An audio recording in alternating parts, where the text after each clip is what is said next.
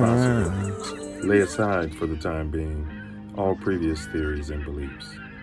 By so doing, you will be saved the trouble of trying all the way through the show to put, quote, new wine into old wineskins, end quote.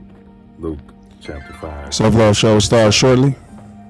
If there's anything as we Please share this link in the meantime. which you don't understand or agree with, just let it lie passively in your mind until you have enjoyed the entire show. For many statements that would at first arouse antagonism and discussion will be cleared and easily accepted a little farther on. After the show is over, if you wish to return to your old beliefs and ways of living, you are at perfect liberty to do so. But for the time being, be willing to become as a little child, for said the Master in spiritual things, quote, except ye become as little children. Ye shall in no wise enter into the kingdom of heaven, end quote. Matthew chapter 18, verse 3. If at times there seems to be repetition, please remember, the Self Love Show is a lesson, not a lecture.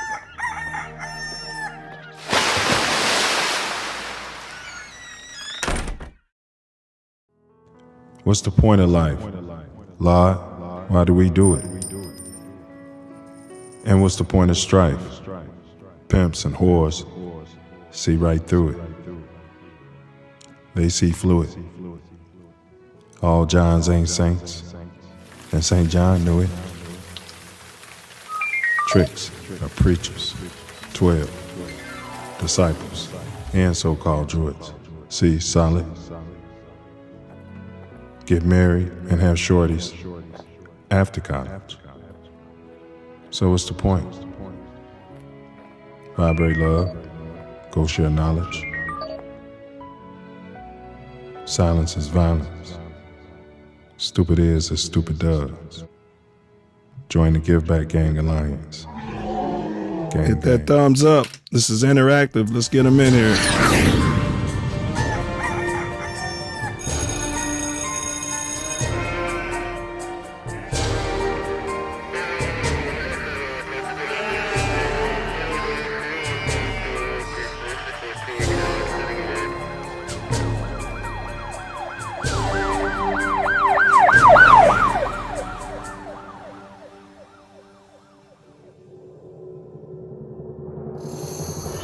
Block right here.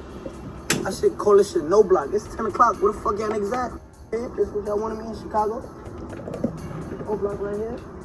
I should call this shit no block. It's 10 o'clock. Where the fuck y'all niggas at? Niggas ain't outside. It's only 10 p.m. Where the fuck y'all niggas at, blood? O block right now. Where we at? Tell you something, man. This Nino Brown, man. I'm live on O block right now. Where we at? This O block. I'm from Miami. I just want to tell niggas, man, we gotta stop killing each other, man. Yeah, this shit ain't about nothing. All that killing shit, we gotta work together, man. Stop killing each other, my nigga. I had to come over here and tell niggas that shit, my nigga.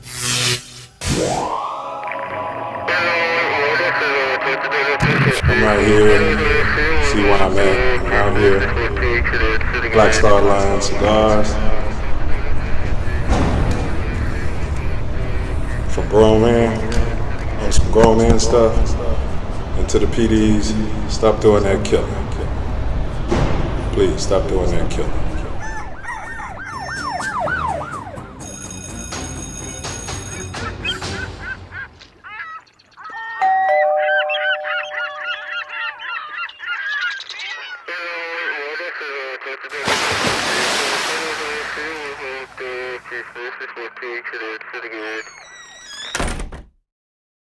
Baby.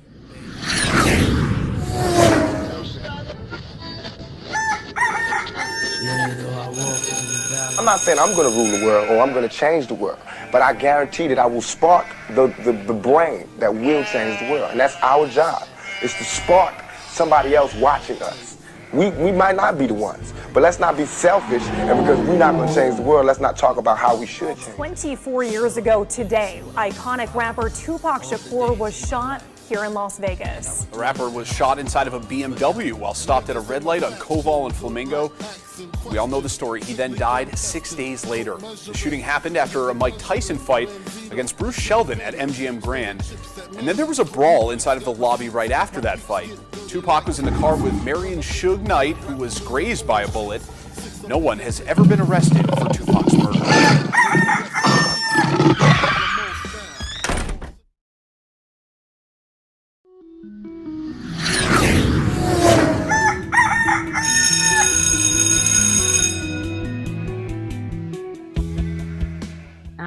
And even in this instance, if I could be of service to a 9-year-old girl or a 19-year-old woman or girl who wants to be a woman, is to really remember that self-love is the best way that you can receive love from anybody else, because it's coming from you. A lot of times we forget that. We look externally for this love. We look externally for this feeling of validation and adoration and approval, and it has to come from within.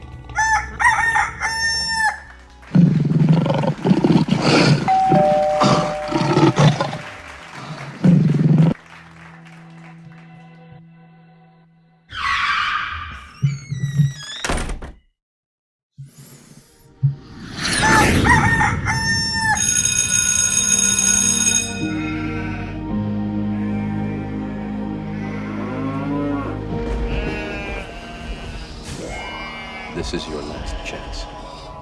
After this, there is no turning back. You take the blue pill, the story ends. You wake up in your bed and believe whatever you want. You take the red pill, you stay in Wonderland. And I show you how deep the rabbit hole goes.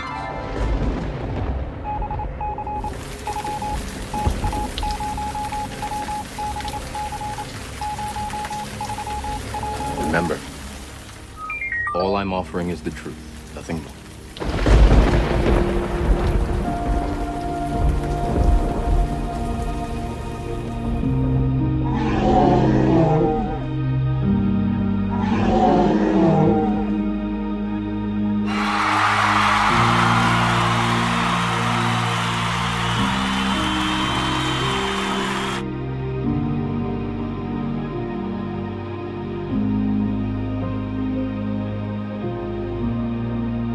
I see you in the cream room, Miss Hardy. Stand by. We'll get you in shortly.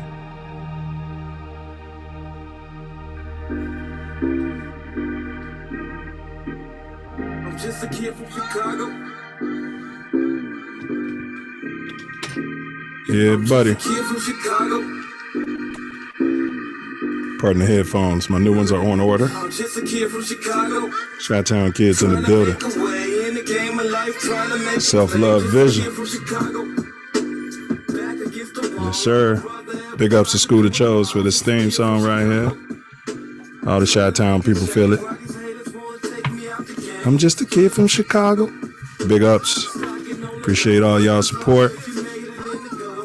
Hey, y'all, welcome to Chi-Town's very own The Self Love Show. We got two mottos around here. The first one is on earth as it is in heaven. All praise be to the ancestors, and special praise to my mama Sky. Our second motto is as above, so below.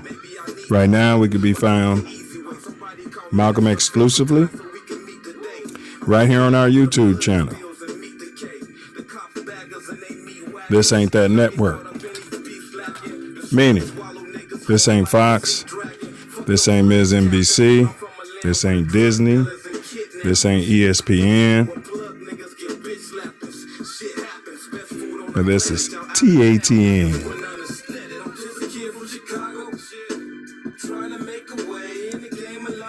And we just some kids from Chicago making a way. This is one of your co-hosts, Nine Mills, also known as Self Love. Way down, Chi-Town, way down to the world, way down. Repeat after me. I am greater than my excuse. I am greater than my excuse. I am greater than my excuse. Right now, we live. It's 8:17 p.m. in the Shy. Today is February 23.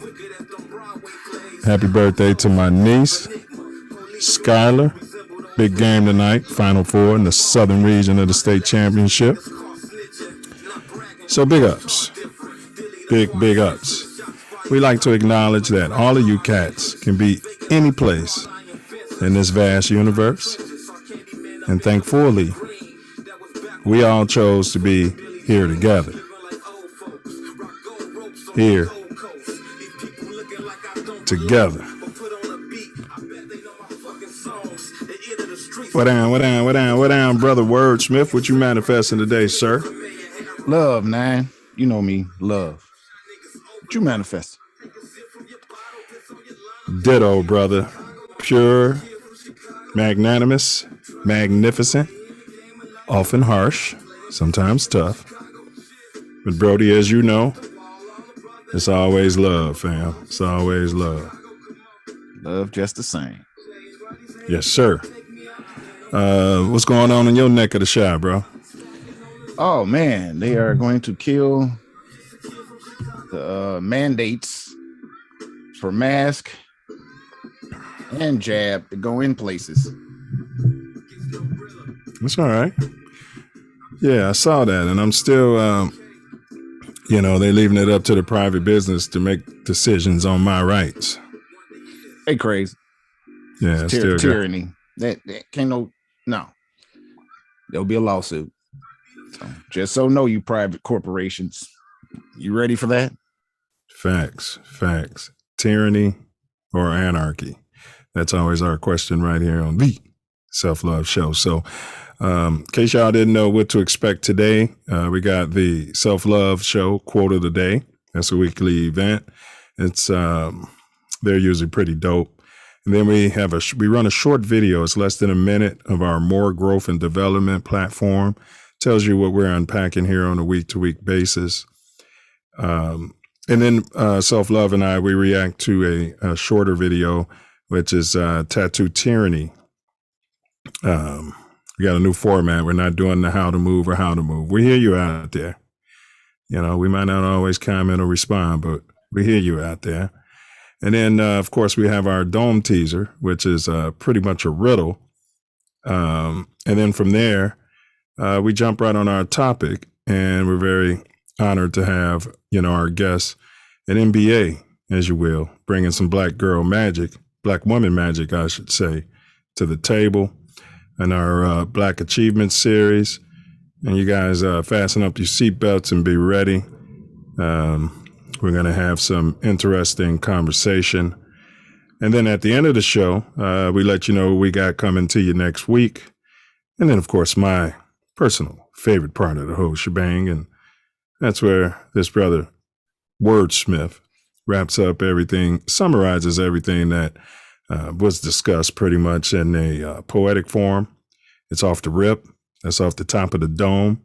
That means it's not written, never heard before. And if I do say so himself, I think it's, genius, for lack of a better term. But before we jump on itself, you got any announcements, Brody? Like, share, subscribe, get it out far and wide. And happy birthday to my niece, Skylar. That's right. Big ups to Skylar. And get that W. Man, bring that W. That's the best birthday present that you can give to yourself, huh? Self-love. Facts. Yeah, and then my only announcement on top of that, my lovely wife, those who know her, she's appearing on the TV show Snowfall tonight. That's going to be at 9 p.m. Central Standard Time. 9 p.m. Central Standard Time. So I expect you guys to record that and not leave the show and watch it, or walk and chew gum at the same time. So big ups to my lovely wife on that achievement. Huge ups. Facts. I'm looking forward to watching that whenever we're done with today's event. So, all right. So now, if we got any MBAs in the joint, Masters of Business Administration, any other people in the corporate diaspora, we'd really love to hear from you tonight. This is an interactive chat. We've got questions lined up. Feel free to chime in with some questions of your own. If we deem the question respectful, we'll relay that to tonight's guest and see if she'd be willing to respond to your question. Facts upon facts. Facts. So we're all from the shy, but everybody knows that most of us are anything but shy. So have at it with your questions. If we get to it, we get to it. If we don't, we don't. So enough of my yapping. I'm going to turn it over to the Snoop over here so that he can handle his business. As always, we have the Moor Growth and Development platform, which we are building the Self Love Nation off of. We have a nice video I want you to check out so you can collect that. But before that, we have the Self Love Show quote of the day. Success is not final. Failure is not fatal. It is the courage to continue that counts. Success is not final. Failure is not fatal. It is the courage to continue that counts.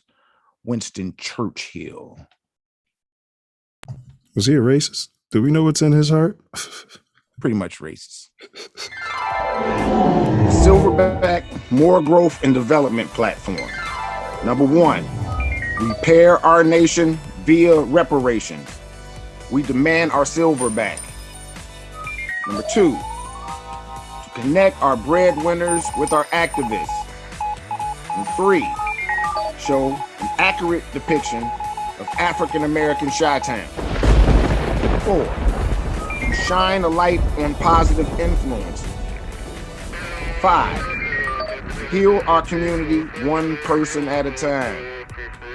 6, to provide an unfiltered platform for our influencers. 7, recycle the black dollar. 8, to provide mentors for the mentorless. 9, to close the gap between us and our pink kinsmen. We're closing the gap.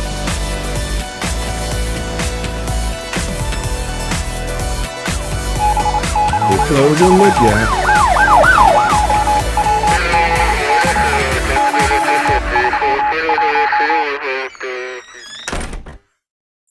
Yo, in case anybody missed it, we had a fantastic show last week, if I do say so himself. Yeah, we had my brother, Greater Beta Noob, up in the building. Yeah, Eric Bay. Eric Bay. Some of you guys might know him as Eric Wimberly. Yes.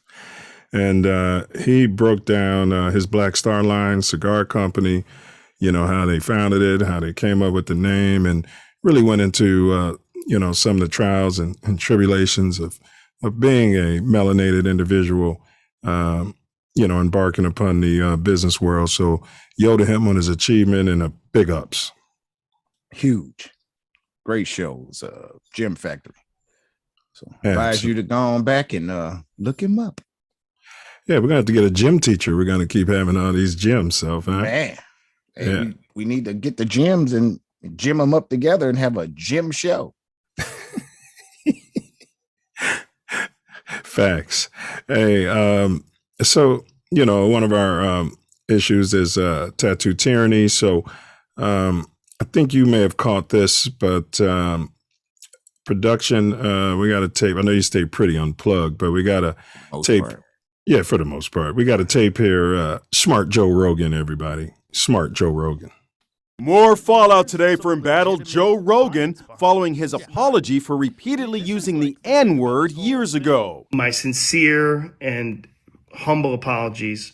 I wish there was more that I could say, but all of this is just me talking from the bottom of my heart. It makes me sick watching that video. The troubling video sparking the uproar went viral over the weekend, and we should warn you, it's difficult to watch.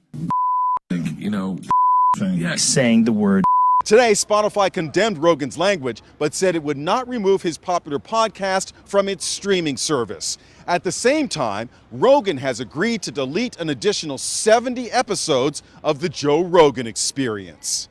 I do not believe that silencing Joe is the answer, writes Spotify CEO. We should have clear lines around content and take action when they are crossed. But canceling voices is a slippery slope. 7 days ago, The Rock expressed support for Rogan over allegations that he was spreading disinformation about COVID-19. But in the wake of the N-word controversy, he is now saying, I was not aware of his N-word use. Learning moment for me. Image consultant Mike Paul says Rogan's apology may not be enough to save his brand.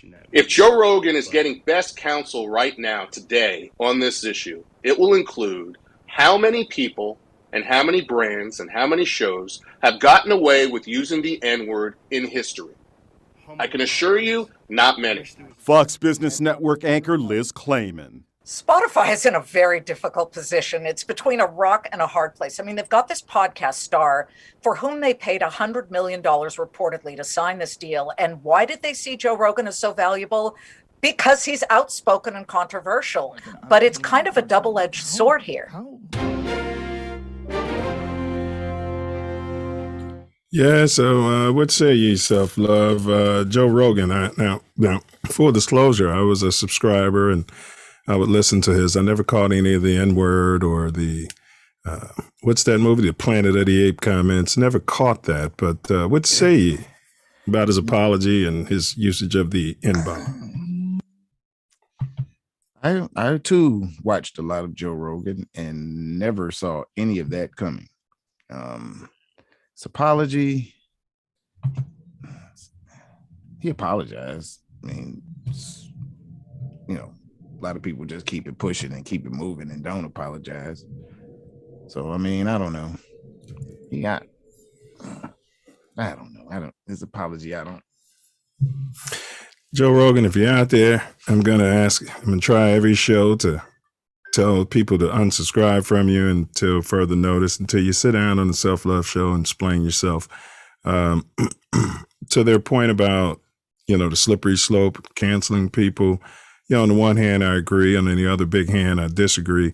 Reason being is that, if I was to say anything about the Jewish or, who the chosen people are, or anything of this nature, they would have no problem shutting us down. Yeah, 100 million, in spite of the 100 million, they wouldn't care about that part. Well, facts. You saw what happened to, what's his name? The rapper / entertainer. He had the Lil Baby. No, the Baby. No. I mean the one that was married to Mariah Carey. Mariah Carey's Nick Cannon. Yeah, so he didn't get canceled, but he did a whole lot of apology. He had to take an apology tour. Yeah. Yeah. Well, he's much darker than Joe Rogan. So. Facts. So let's jump on it, man. And that's what privilege means, you guys. If you break down the word, basically it means there's a silent law that governs those with the quote unquote privilege as opposed to those who are melanated. Facts. All right, so let's hit this dome teaser and then get the Self Love Show on the road. All right, here we go. Here's the dome teaser. It's a riddle, you guys. Anybody is welcome to type in the solution. We'll give you the answer at the end of the show because I'm pretty sure you guys aren't going to get it. That's how confident I am and how smart the chat rats are. So here we go. Here we go, Self. A feathered biped in the terminal part of the arm equals in value a pair of feathered bipeds in densely branched shrubbery. What is the proverb? Once again, Self Love has it. Type it in the thing here so they don't think we're cheating. A feathered biped in the terminal part of the arm equals in value a pair of feathered bipeds in densely branched shrubbery. What is the proverb? All right. Self Love's typing that in there.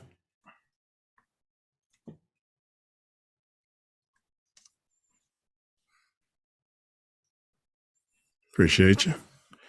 All right, you guys. So, enough of the appetizers out there. Let's quench the self-love nation's thirst. Oh, look like somebody answered it out there. Who is it? Well, it takes a woman, to get that done. A bird in the hand is better than a bird in the bush. She's got it. She's all right. What do you mean close, Self? Go ahead and break it down since she's 90% there. Because it says equal to, so, and it says two birds. So a bird in the hand is equal to two birds in the bush. You're not going to give her credit? I gave her credit because she answered. It's, worth two in the bush. Well, she said worth two in the bush, one in the hand. Oh, somebody else came after that. So, all right. Well, let me. It qualifies, Tiffany. It qualifies. We're going to give you better than a bird in the bush. So there's no two. I don't know. It's on you. Told you, I'm going against me out there. That's all out there. Well, I mean, for what we've been getting from our previous chat rats, I got to give her big ups. And if production can refresh their production screen, yeah, that's that champagne education. Make you figure that out. Refresh that production screen. It's the video we're going to run is at the bottom. It's the promo, and then we'll get our honored guests in the building and see what these ski-wees are all about here tonight. Hey guys, let's share this link. Share this link to anybody from our era down in Champaign. Any children? We're gonna get this going.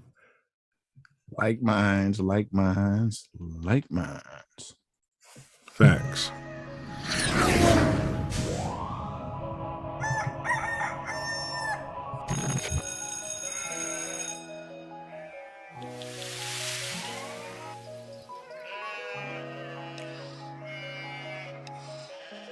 They want some ski week, ski week, ski week, ski week, ski week, ski week. Yeah. Yep. All right. So next week, we have a silverbackette stepping in the building. So we're definitely looking forward to that energy. Definitely need more of that energy around. And they want some ski week, ski week, ski week, ski week, ski week, ski week. profound individual who is definitely, I don't want to say politics because that kind of turns people off. Even among graduates of Harvard Business School, arguably the most elite graduate business program in the country, only 13% of black female Harvard MBAs over the past 40 years have reached the senior most executive ranks.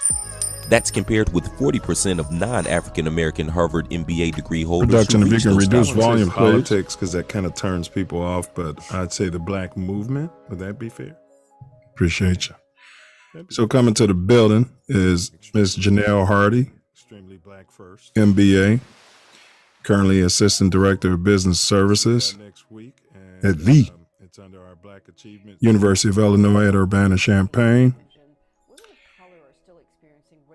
She's an experienced compliance professional with a proven track record of successfully administering and managing a broad range of federal, state, private, and foreign-funded contracts, grants, and sponsored research awards for over 12 years. So without further ado or further ado, we're going to get this young lady in the building. And if you guys can give us some electronic hands in there as we welcome her to the show.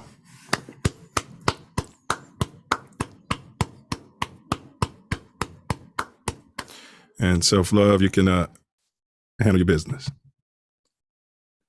Okay, ask her to unmute. Go ahead, do your intro. Welcome to the Self Love Show. Thank you for doing this. We greatly appreciate it. We know that you're going to help expand Self Love Nation, and looking forward to this conversation. Thank you. Thank you for having me. I'm really excited. Thank you for that intro. It's a beautiful thing. Yeah, and Jenell, I want to ditto what my club said. Thank you very much for joining what we call the Give Back Gang. In the street, they call it Get Back because they're killing one another. And y'all stop that killing. Murder, suicide out there.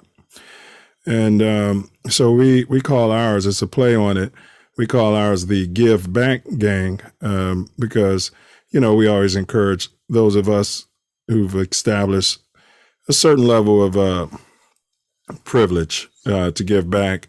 And the best thing that we can give is our time and our information at this point. Absolutely. I totally agree. I really appreciate the opportunity to share the wealth of knowledge, my journey, how I got here, and then continue to try to give back in my community and where I can. All right. Big ups. I see all that pink and green back there. We're not going to block your camera out in spite of that. All right. So we like to jump right into it, and then we'll be monitoring the chat as well. Can you just tell the Self Love Nation when and a time frame where you were born, and then describe what it was like, coming up there? I was born in Chicago, Illinois, in the actual city. In the 80s, I'm an 80s baby, 1981. I love my city. It was a great experience, rich with opportunities. My mother still lives in the house that I grew up in. It's interesting. Chicago is definitely nothing like what it was for me growing up now. But I do fondly have memories of being able to play outside until the streetlights came on, being able to go downtown, have rich cultural experiences in museums, going to the beach, just my education, my friends that still live there, those that went to school, some came back. It has forever a fond place in my heart. All right. We appreciate that. And it has a big space in my heart as well. And part of what we're doing, I should have said this at the top of the show, we're chronologuing our story. We have a quote that we use, Jenell, which is, until the lion learns how to write, basically the narrative will always be that of the hunter. So we feel like, these true voices of us, real people, aren't being heard. And also, maybe your kids can someday, see this up in the blockchain. And, how beautiful would that be, for your progeny to be able to, hear from your mouth how things were like you said, being an 80s baby and coming up. So that's what we're about over here, just so you know. Appreciate that. That's good. And my mom is watching. All right. Can you discuss your elders, some maybe ancestors at this point, how they were interacting with you, like their communications, any lessons or, proverbs that they were giving you, for instance, like you stick your finger in the power socket, you're going to get burnt, whatever. Do you have any memory of anything like that? I do. Oh, my father often said, my father grew up in Mississippi and wanted to make that transition up to Chicago, started a better opportunity. A lot of Blacks migrated from the South and for more opportunities, right? So one thing he always said was, you have to work twice as hard to get half of what they got. And the they was typically white Americans. So it was that really stuck with me, just really that that hard work does pay off. It doesn't seem fair. It doesn't seem right that it has to be that way. But from the generation that he grew up in and where he grew up, that was what was shared with him. And he shared that with my sister and I. So it's interesting. That stuck with me. It kind of really drove me more often than not to do things because I really wanted to really work hard. I really wanted to be at the top. I wanted to break barriers. I want my name to be in a history book. So. All right. And I've always said, if I'm doing push-ups and, somebody's laying on my back and then I'm able to keep doing push-ups and they lay a heavier weight on my back, it's just going to make me stronger. Kind of like roaches and roach spray. Our next generation should be stronger. And I do feel like that's why African Americans, or the melanated, I should say, tend to strive when given the opportunity. Any interactions with non-Blacks? You just mentioned white people. We refer to many of them as pink people. Yes. Yeah, because if you look up the word white, it doesn't really qualify for, what we've dealt with. And most of all of the melanated all over this, beautiful planet. So if you're white, you're white. If you're pink, you're pink. So any interactions with non-Blacks, though, Native Americans, Hispanics, Jews, pinks, that you remember when you were growing up in the 80s? I think we lost her. Yep. We lost her. All right, you guys, like, share, subscribe. Oh, she's coming back now. All right. So any interactions with non-Blacks, meaning Native Americans, Hispanics, Jews, or any other race, pink people, white people, that you can remember in your earlier years when you were coming up in the 80s? It's actually kind of a funny story. I believe in second grade, and there was a girl in my class. I can remember her name, but I won't say it. She was Jewish. I went to a private school, the University of Chicago Lab Schools in Hyde Park. Lab scab. I was a lab scab. Yeah. All right, kids. But many of my classmates were white. Many of them were Jewish. And at that point, I grew up in a Christian household. My grandmother often said, we're all Christians. And so in my mind, that was my thinking at 8. Everyone is Christian. And so I remember having a debate with another 8-year-old girl, informing her that she was Christian. And she's telling me, no, I'm Jewish. And I'm like, no, you're Christian. Everyone's Christian. My grandmother said everyone's a Christian. I was adamant about it, and she was adamant that she was Jewish. And then, of course, that led to a different conversation when I got home, learning more about other religions, just that everyone is not a Christian. Everyone isn't what I am in terms of their faith. I knew she didn't look like me, but even in that, still just in a young mind, wanting to love everyone, wanting to see the good. I was still probably very much green in what I knew about the world. And I really did see the good in everyone. And I still try to do that. And I teach my son that. But that ended up, I drew her a picture. The only thing I could really draw at that time was a house. I drew her a picture of a house and we made up. All right. I bet the house had a nice white picket fence in front of it, too. Can you speak to us on the churches in your community or in the Black community at that time, the type of presence they may have had or anything of that nature? Yeah. I grew up in church all my life. Really, for us, for my family even, church was always a big part of our story.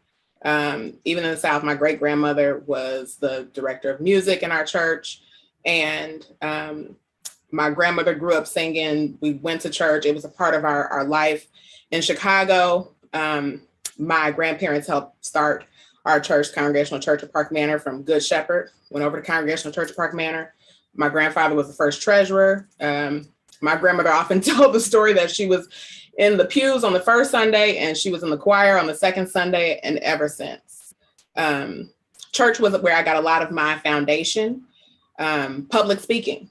I read scriptures. That was really the first time that I had an opportunity to speak in front of other people from a podium, and learn how to do that. Learn how to, every child, we had fifth Sunday, the children would really be involved in the program from start to finish.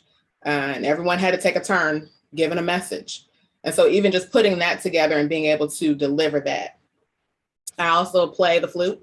And so this was a place where I had an opportunity to have a great musical start and to be able to play in my church and to share my gift and my talents with others. And then from there, go on to share them in other spaces and places. But there was really strong foundation for me growing up in church and having the love of my church family all the way up until now. My church here locally in Champaign, the Church of the Living God Love Corner, as it's affectionately known. Really, that's my extended family. I've been blessed by the ministry. My family has been blessed by that ministry. And then we have an opportunity to be a blessing to our community through the work that we do, really going out in the community, talking to people about God. For our people, sometimes God was all we had to hold on to through many struggles. And so that foundation gets passed on from generation to generation. And I'm happy to teach my son. I'm happy to show him in that and then watch his own walk in God grow. Yeah, my late mom, before she passed, and I heard a woman say it very recently, a Black woman, that, our communities need prayer, a big hug and a lot of prayer. And to your point about, getting some foundational things in church, I can remember, going to the cotillions and things of that nature, building you up. But now we're talking about in your domicile. I was a Hyde Parker for some years, and then of course we moved, but I can't remember hearing any, ghetto street symphony, meaning the clack of gunfire in Hyde Park, even all my years at Ray. But I heard it in the surrounding areas. So how many times, if any, do you remember hearing gunfire growing up? Not often. Now, I went to school in Hyde Park, but I'm a South Side kid. Anybody who knows where CVS is, that was my neighborhood, 87th and Jeffrey.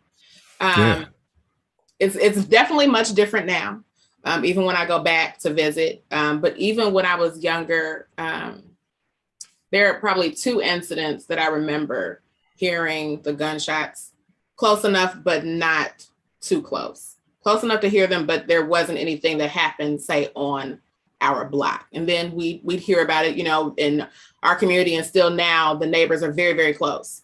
And so that's really how you really get your news about the things that happen. Incidents that happened. One in particular, there was a lady that lived next door to my grandmother that was murdered in her home. And she was really, really close to our family. She had really helped us and blessed us. I mean, just really true neighbors, more than going to get a cup of sugar. I mean, these are people that would look out for you. If you needed something, if I got locked out of one house, I knew I could leave from my parents' house and go to my grandparents' house or go next door to her. We were so close, just a couple of blocks apart. And when that happened in our neighborhood, and then to someone that we knew personally, for it to be such a tragic, and to this day, that murder was never solved.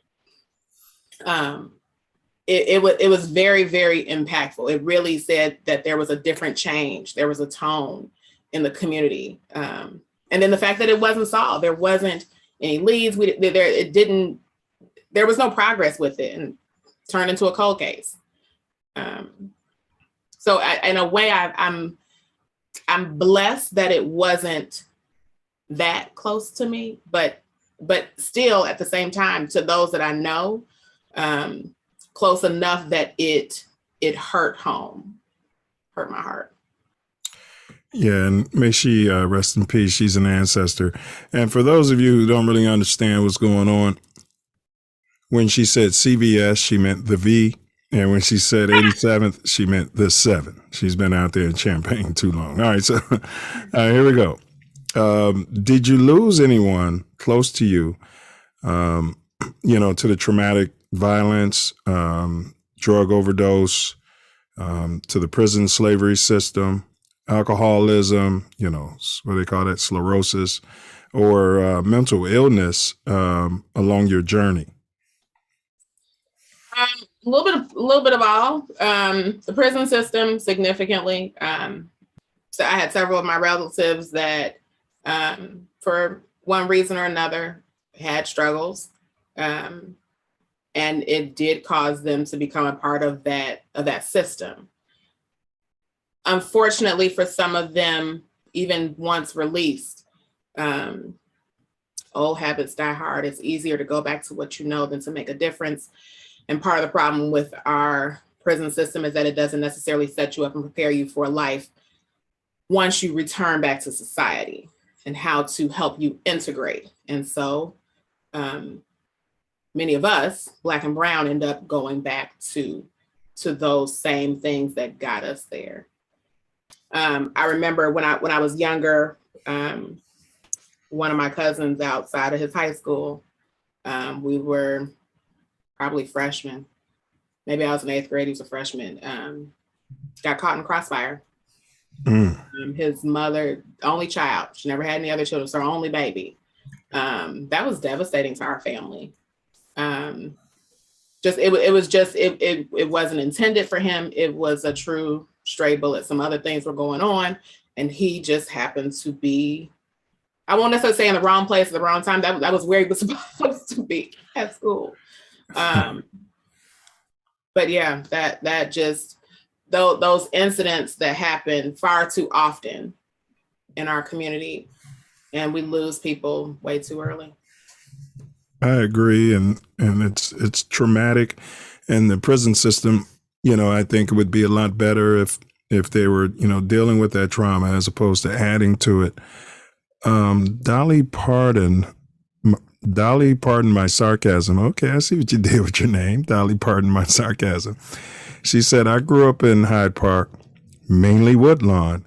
Saw an innocent man get gunned down when I was 12. I mean, can you imagine that, Self?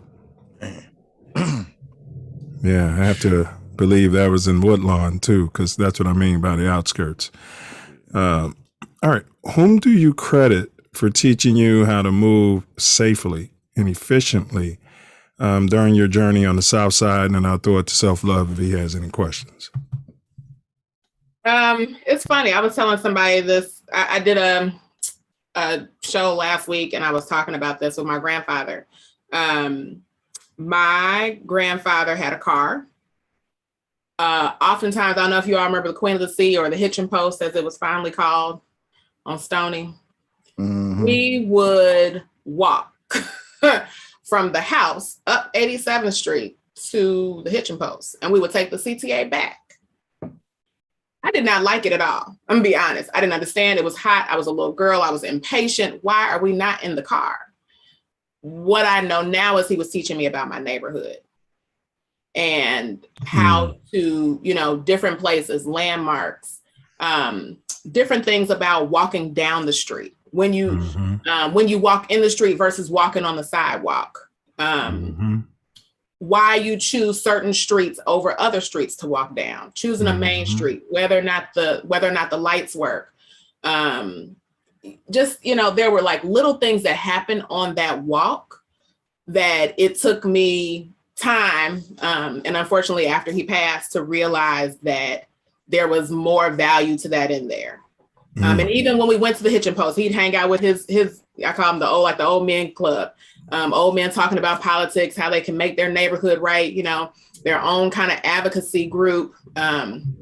We would go to Operation Push or CBUC with Lou Palmer, and they were doing all that politicking, and I'm just like, why are we here? But even reflecting back on those moments, right? I was learning about how people organize, right? How is it that you know, if we don't do it for ourselves, nobody else is really going to do it for us. So those opportunities really showed me about networking, about really how to navigate these spaces within my neighborhood and within life. Big ups to your granddad. You know, we definitely need to be preparing our little ones in a similar fashion. Lou Palmer, and that's another page from my notebook. I remember Lou Palmer. All right. You ought to consider writing a children's book on your walks with your granddad. I think that'd be very powerful for, you know, a young lady in the city of Chicago. But Self, I'm going to throw it to you, bro. Yeah. Did sports play any role in your early life? I said that if there was a girls' football team, I would have loved to have been on it. I did. I was big into sports. My personal sports, I really enjoyed track and swimming. But with my father, finally, we would watch basketball games. And I know I shouldn't even tell this story, but we were Lakers fans. I know it's not, I just went along with it. And then he had a friend that lived in the neighborhood who was a Bulls fan, and they would go back and forth with like these little jokes and pranks, back and forth with just anything they could do, just old men being funny and silly. But I was in on it, you know. We're rooting for the Knicks. We're rooting for the Knicks. So yeah. No doubt. Well, there you go. And they say that the melanated can't swim. You know, my sister was on the swim team at Kenwood, so I always knew that was a big fat myth, you know. Self, did you have anything else before we move on to the foundational questions? Oh, we're moving straight. It's going very lovely. Expansion. All right, so I should have explained those first queue of questions were related to her early life, as you guys know. Now we're going to roll to the foundational questions. But let me just check one thing here. And you guys, please like, share, subscribe. Let's fill it up. Hit the bell, share far and wide. Yes, and actually, before we jump, let's see here. I want to make sure. Early life. Yeah, so we're just going to take a quick 5-minute break, y'all, and then we're going to come back and no. Let's just do it now, Self. Let's do it now. All right, we'll just do it now. We'll take the break after these questions here. So I do want to jump into our foundational questions. If you guys, if you were paying attention, and I know the U of I people were, because that's what we do. To the Moor Growth and Development program. These questions are based upon our platform, so they're very central to what we do here, and they're very dear to our hearts. So, foundational questions. Jenell Hardy, what's your take on reparations? Reparations. How much time we got? I'll be honest, it has changed over time. They are due. What they look like, that, for everyone that may be different. There's been so much that has been taken and not given. Even, could you imagine if we had gotten that 40 acres and a mule like we were supposed to? Could you imagine what that would have done? The value of land. I think it's interesting. Evanston has now gone through a process where they're now issuing their form of reparations to individuals who basically were cheated out of land, and they can track back to their ancestors in Evanston. The fact that they even started something like that, not because the United States government said so, not because the state of Illinois said so, they did it on their own. Big ups to Evanston. Big ups. Yeah, I mean, they're each community, each person, that's really going to mean something different for them. Our needs are different, very much so different. And that really needs to be taken into consideration to determine what is it that can be done to help the Black dollar circulate better, to help promote growth in our community. We have tons of ideas and businesses, and there seems to be some barrier, whether it's getting access to small business grants and loans, whether it's getting access to traditional loans at the bank, because we are struggling with either the access, the credit, the knowledge, not making the right connections. What can we do to really reduce those barriers and keep those barriers reduced? Eliminate them. That's going to take us on our path of where we need to go to get to reparations. But I really think it's going to be different based on who you are, where you are, and what your need is to help you thrive in your community. All right. So let's just imagine you're like another AKA who was in the Senate and the vote came before you and said reparations, yay, nay, or abstention. What's your vote? I'm going to say yay. I need to see what's in there. I'd be curious to what does that look like? But I feel like there has to be, we are owed more than something. What that looks like, again, I think it's hard. It's really hard to depict based on a variety of factors, but we are owed far past. And I salute all who have had something that has affected them in because of their ethnicity, because of their ancestors. Many who feel that things have happened to them have gotten something. Different for different folks, different strokes, different folks have gotten something. We've gotten nothing. Yeah, and along those lines, Dolly Parton, her sarcasm said, and 40 acres was only a fourth of what they were giving to non-slaves and immigrants that were coming into the country.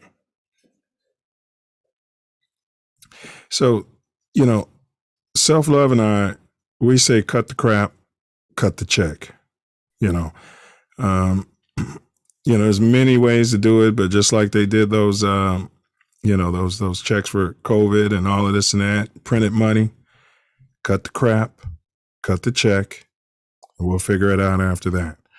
All right. So any myth or stereotype, I think we covered swimming. You can feel free to say that though, about Black men or women from the great city of Chicago, specifically, that you would like to clear up. Oh, definitely swimming.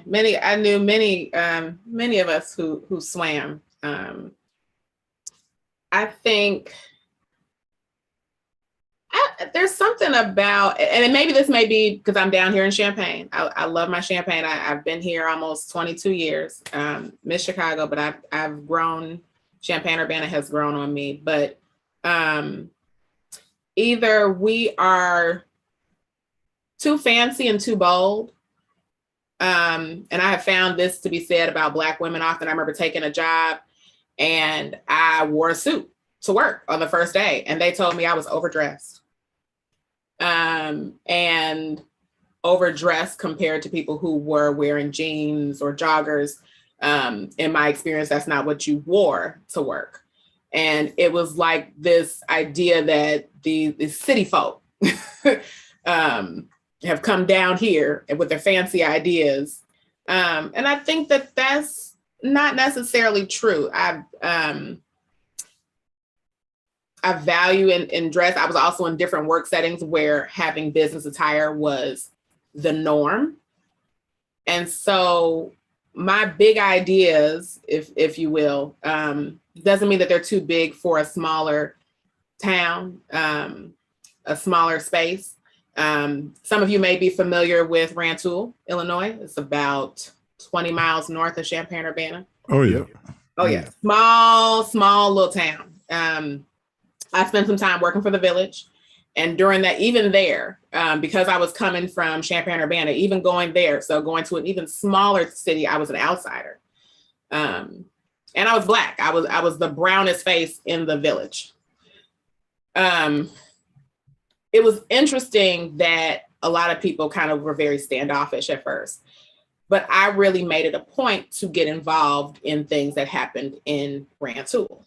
I wanted to know about the community. I wanted to know what it was like Friday Night Lights, this whole community coming out, this whole, everyone knows everyone, this different type of environment where people are really connected just because of size, it's small. But there's a way for all of us to kind of be able to work together. Ideas from those of us who may come from a big city doesn't mean that they can't have their way and be implemented in some form in other communities. When we work together and share our ideas, things can really, really happen. Well, to your point about being overdressed, there is no overdressed in Chicago unless it's 100 degrees and you're wearing a sweater and a down coat. And then also, Mom used to tell me, you dress for the position or the part that you want and not the part that you have. And, my wife's an actor and she would tell you the same thing in the acting industry, so what, you're playing a fireman in this particular film or a fire person, if you're going out to be a doctor, you don't want your fireman suit on. So that's something for the youngins out there. What would you like to see us, outside of begging for reparations and things of that nature?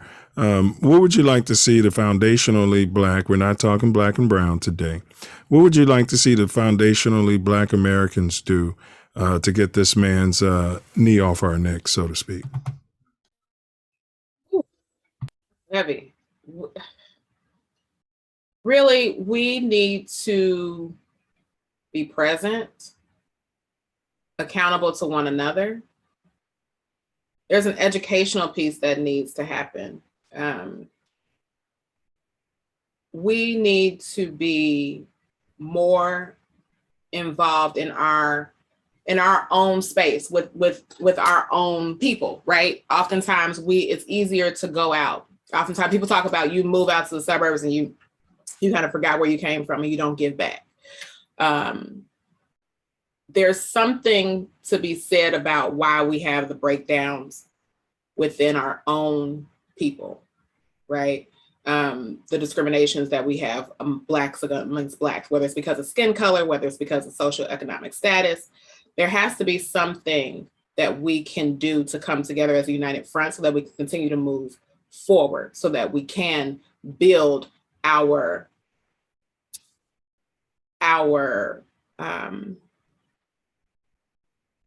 network, build our community. We need to do more, I really feel, to connect and be together and be present for each other in our communities to get there. Okay, that's fair enough. I appreciate that. And anybody in the chat, feel free to chime in if you have any solutions to any of these issues that we're bringing up. We'd love to hear from you and get your input, because Self Luv and I are compiling this data for the people. Okay, great answer, by the way. Are you? What should we do to eliminate this huge financial gap between us and our white and pink counterparts in the United States of America?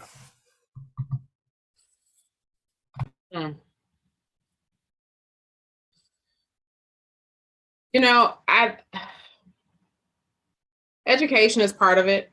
And when I say education, I don't mean that you need to necessarily go out and college necessarily isn't the path for everybody, right? But educating yourself on what options are available to you. And even in doing that, the growth of entrepreneurial opportunities in the past 10, 15 years amongst African Americans, I think has really, really grown. And that's an opportunity where we can capitalize on it. At the same time, while doing that, we need to find ways to continue to sustain us. One thing I often say, I will support a Black business every time. Two things shouldn't happen. One, we shouldn't go to that Black business as a patron and ask for a discount. Facts. And then that Black business should also be accountable and do everything that we've agreed to for the terms and conditions. Oftentimes, me personally, it's not true of every business and it's not true of every experience, but sometimes there's a break there for whatever reason. And then with that, we decide we tarnish that business, or we spread, I went to so-and-so and this is what happened. It only takes a little bit, spread it and it'll go far. But I think we need to really be supportive of each other and of others' entrepreneurial efforts. And that means to support that business, to promote that business, to really, you wouldn't go into Macy's and ask them for a discount. Facts. Actually, my mother would. She's gonna ask you if there's something like there's got to be something you can get off. We might do that, but but really you wouldn't, right? The price that it is, that's what you're gonna pay. We discount ourselves. It's like, oh, I want the hookup. Absolutely. That's not really helping our growth. That's not really promoting us. And then we need to do better. This goes to circulating our dollar. We will easily take our money and go spend it over there. So just being more conscious of that, being more conscious, even with the businesses. There are certain big box stores that I really try to stay out of. I've been back to one, but really trying to stay out of, because when you get my dollar, right? What are you doing with my dollar? I think being more conscious about our dollar and seeing that our dollar stays with us and within our community, and really being diligent about that effort will help begin to close that financial gap. You unpacked a lot there. Well said. Shanae 007 said the same grace isn't given to Black businesses as is given to non-Black businesses. And to that point, I was just going to add, let's not be so quick to cancel the Black business person for a mistake here and there. But then we keep running to every other person's business and complaining about the shoddy treatment, but yet and still we're there faithfully, spending top dollar. Let's shift up a little bit. What's your take on Black Lives Matter, the movement? Do we really have to have a movement? And I say that to say, what is it going to take for that to just be the expectation, right? They took Black Lives Matter came at a time when it was very, very much needed. But the part that I personally get frustrated about is that we keep needing to explain something. We keep needing to have something. And then once that happens, then there's a problem. Then it's not even seen as a movement, right? It's been, I have a older daughter who is a very fight the power. She, even in high school for her basketball game, she was putting her fist up. In this all white school, she did not care. Big ups. And it was good. I mean, at this, and this was probably about 5-6 years ago. Later it came around, she had a picture with her fist in the air, and that picture was taken and put in front of a burning church. And then the spin on it became something different. Taking two things that did not go together, spreading them widely across media and saying that this is a part of BLM, that they're burning down churches. This false narrative that keeps being put forward about BLM and the real goals of BLM needs to cease. Now, there may be times where, for instance, in the wake of George Floyd, there were riots. Those riots spewed out of people protesting, right? Everybody doesn't come to, some people come to hold a sign, some people come to walk, some people may have come with intentions that were not as nice or viewed to be as good, right? But that doesn't mean that it should be generalized amongst a whole group of people, which is another thing that I find happens to us. We seem to be the group. Blacks have this one bad apple, and then we've been judged. Can't do that. And I think that that's a lot that's happened with BLM. There's something that gets associated. You take something that's really not associated with it, link it together, and then now it's bad. And now we're going to spread that rhetoric. You were definitely not a monolith. And, during those protests / riots, what have you, there were bricks and stuff, just pallets of bricks just being laid out there by God knows who, for the youngins to pick up and start tossing. So it's interesting. But if those same youngins were trying to build a building or something like that, they wouldn't be able to get their hands on bricks for security purposes. But I got my last question in this segment on our foundational questions. And then after the break, we'll come back and do your professional life. And then we have some more esoteric questions, which are very fun. Have you ever personally felt the sting of racism and or police tyranny? And if you could, unpack that, if you will. So I mentioned I work in Grand Tool. The job that I was doing, I was the only African-American that worked at the village that had what was considered a professional position. I was also one of 3 women who had a professional position. Most of the other women that were there were white, and they had secretarial jobs. And then the rest of the population was white men. I was qualified. I knew that I was qualified for this job. But it was also centered slightly around construction. I ran a rehab program. And it was a unique experience to go out on a job site. The homeowner was Black, and we were meeting contractors for the first time. All the contractors were white. And I remember the first guy that came in, he just assumed that I lived there, that I didn't work for the city. And he started making all these comments. Well, where is she? She's not even here. The new person is here. And I said, I'm here. It's like, no, we're looking for the person that's coming from the city. He just knew it wasn't me and that I didn't know what I was talking about. Just dismissed me completely. And at first, I was really caught off guard. This is like my 5th day at work. New job, new space. Hadn't really been to Rantoul on this regular basis like this. And to challenge that moment and to find my power and find my voice and to say, no, I am Jenell Hardy. I work for the city. I don't live here.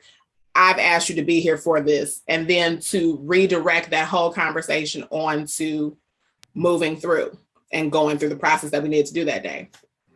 I worked there for about 3 years. Incidents like this would continue to arise. By the end, this particular contractor and I, we agreed to disagree. And we had a pleasant working relationship, right? It grew. But it was instances like that happened far too often.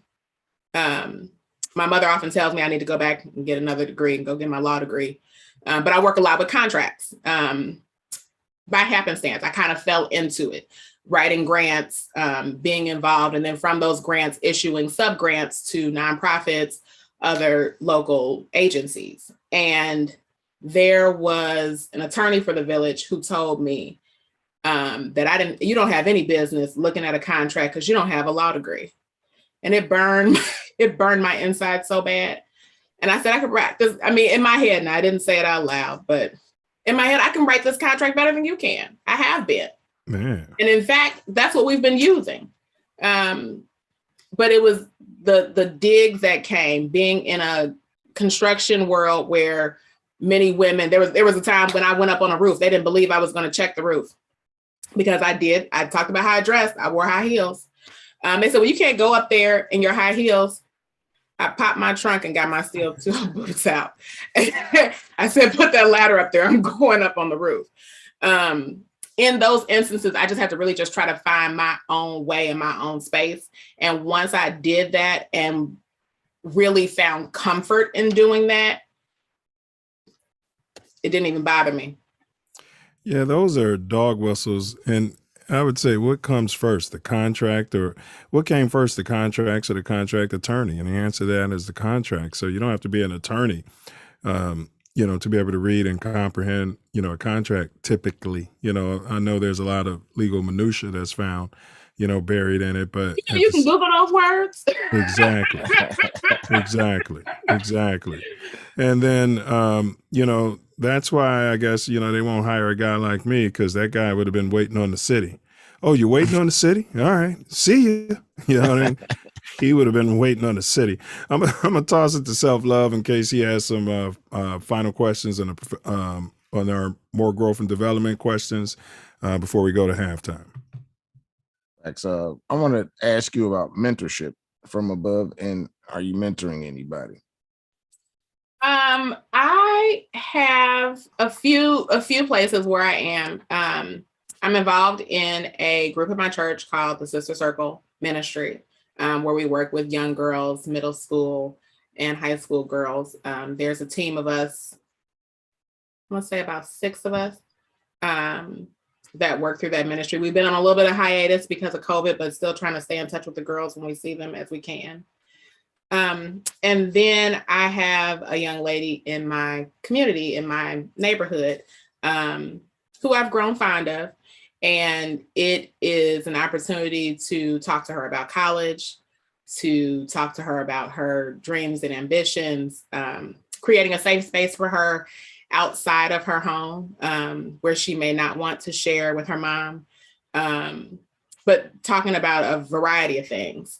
So I enjoy that. And she keeps me a little grounded, kind of helps me with some of this lingo and probably some music I probably shouldn't be listening to. Got you. Yeah. Any from above, anybody mentor you? I had a Rantoul again. It's just interesting. So when I spent time in Rantoul, I joined a group called the Business and Professional Women's Organization. They had a Champaign chapter, but I really chose the Rantoul chapter instead so that I could find out more. And honestly, the Rantoul chapter actually had more Black women in it. And I will have to say, I'm gonna give credit to Marguerite Carter. At the time, she was one of the village trustees, the only Black village trustee. And she gave me encouragement while working at the village. She gave me encouragement and knowledge about navigating that particular white space. How to, even when what you should shrug off, kind of the things that you don't put your energy into, and then what you really do need to be vocal about. And then just even how to really continue to even thrive, even once I left the village, even making my transition from there to going to another municipality, went to the city of Urbana. It was very key to see somebody in such a role as a trustee, being similar in my space, that she was navigating spaces where she was the only Black woman, the only Black, the only woman, really just kind of showing me that it can be done. I've done it. And then because she had a little age on her, right? At that our seasoned folks, they're kind of like, yeah, whatever. I feel like you'll get there. It'll be, yeah, whatever, sooner or later. Yeah. Not letting that small stuff really get to you, get under your skin. Cool. Yeah, that was great explanation, man.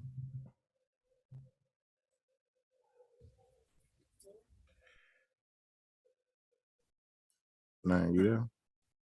Yeah, I'm here. Go ahead. Yeah, that was a great answer. So, yeah, mentorship is central to our platform. So, we haven't done anything with our life if we're not mentoring someone or pulling somebody up with us. So I just wanted to add that. That was a great response, by the way. Facts.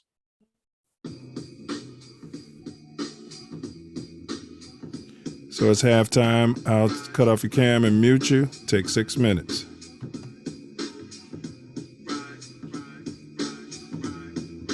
Y'all, it's halftime.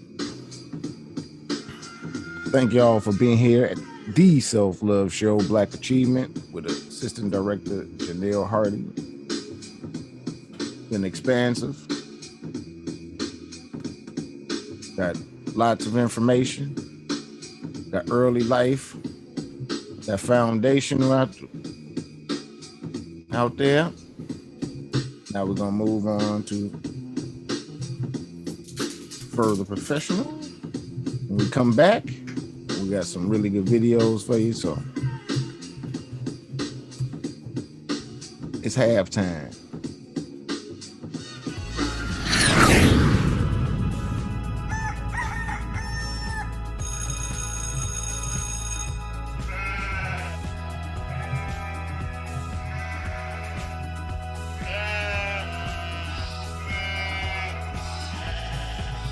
What are you looking at, slave?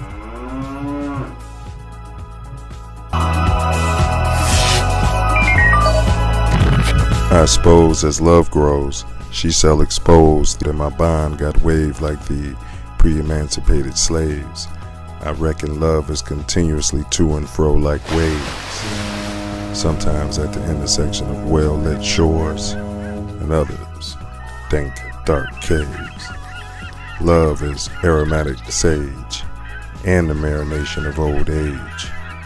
Love is rage.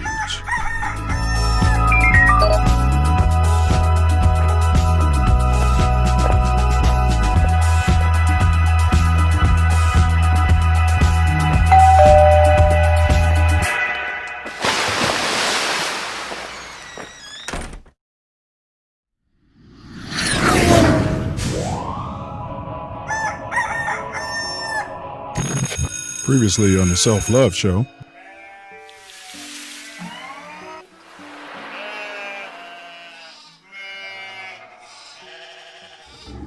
How can we save this next generation, which it seems like it's already gone too far, but we got to do something because silence is violent.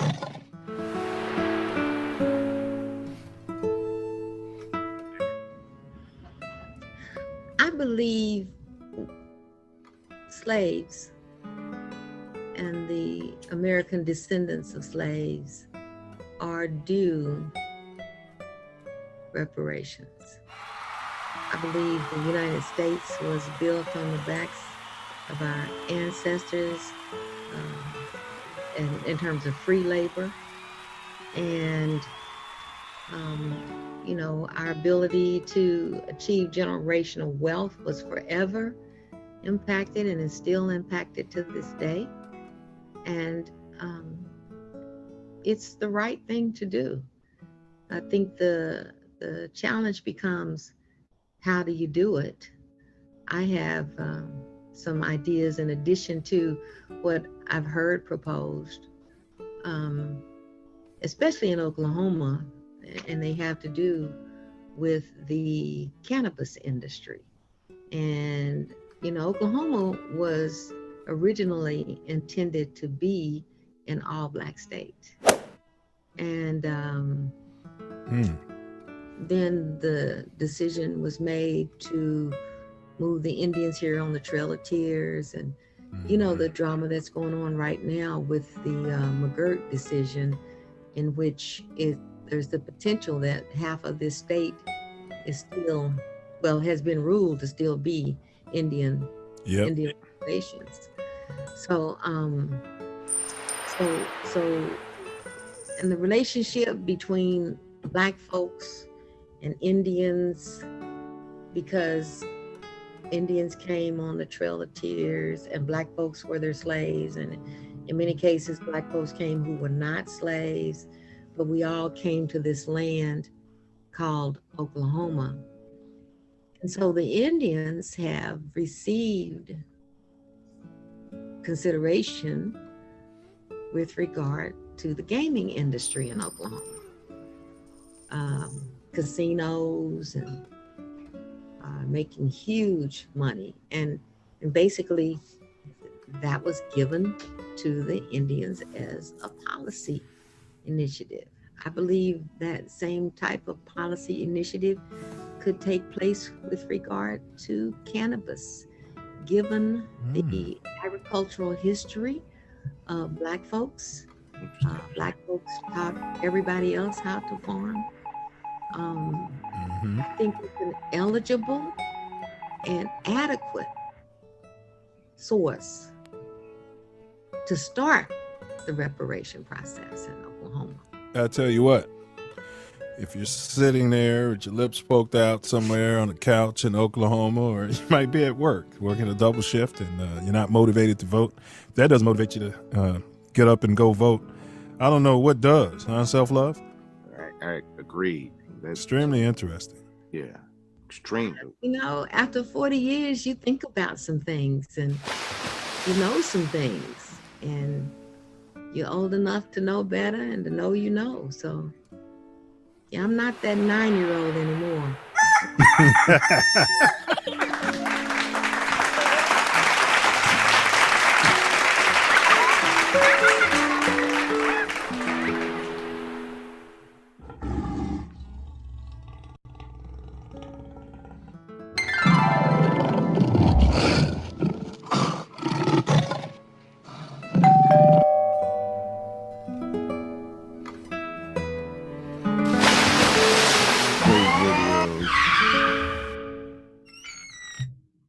Yes, sir. I'ma give it all and I won't slow. Yeah. I'ma show the world what they don't know. Sure. I'ma be the one. I'ma be the one when I'm done. He ain't lying, y'all. If I made it this far.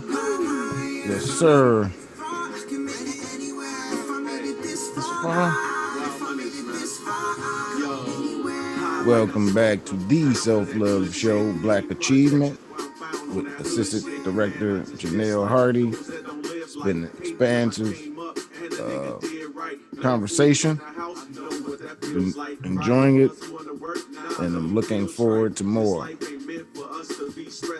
We'll go further into her career.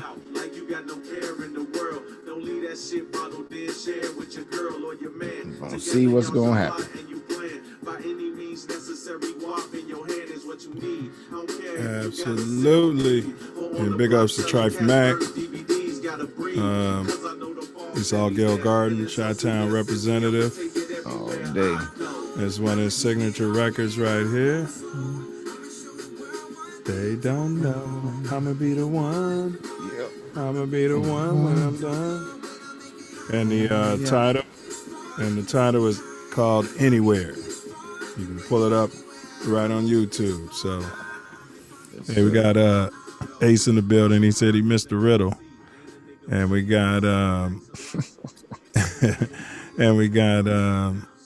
Omni Overseer, aka Dre. Said respect to women. Yeah, big ups. And Mateos Rafael Nagels Stefanos says Cynthia G is self-love for Black women and Black gays. Too many struggle. Husbands stabbing their Eritrean wives across Europe.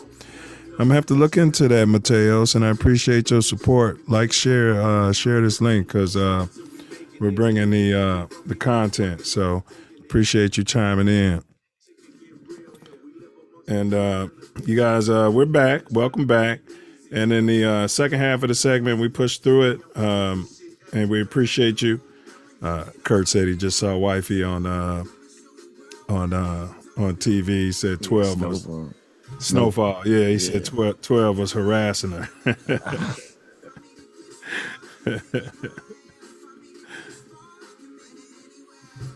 So, all right. So, can't wait to see that once, once we wrap up over here. Thanks.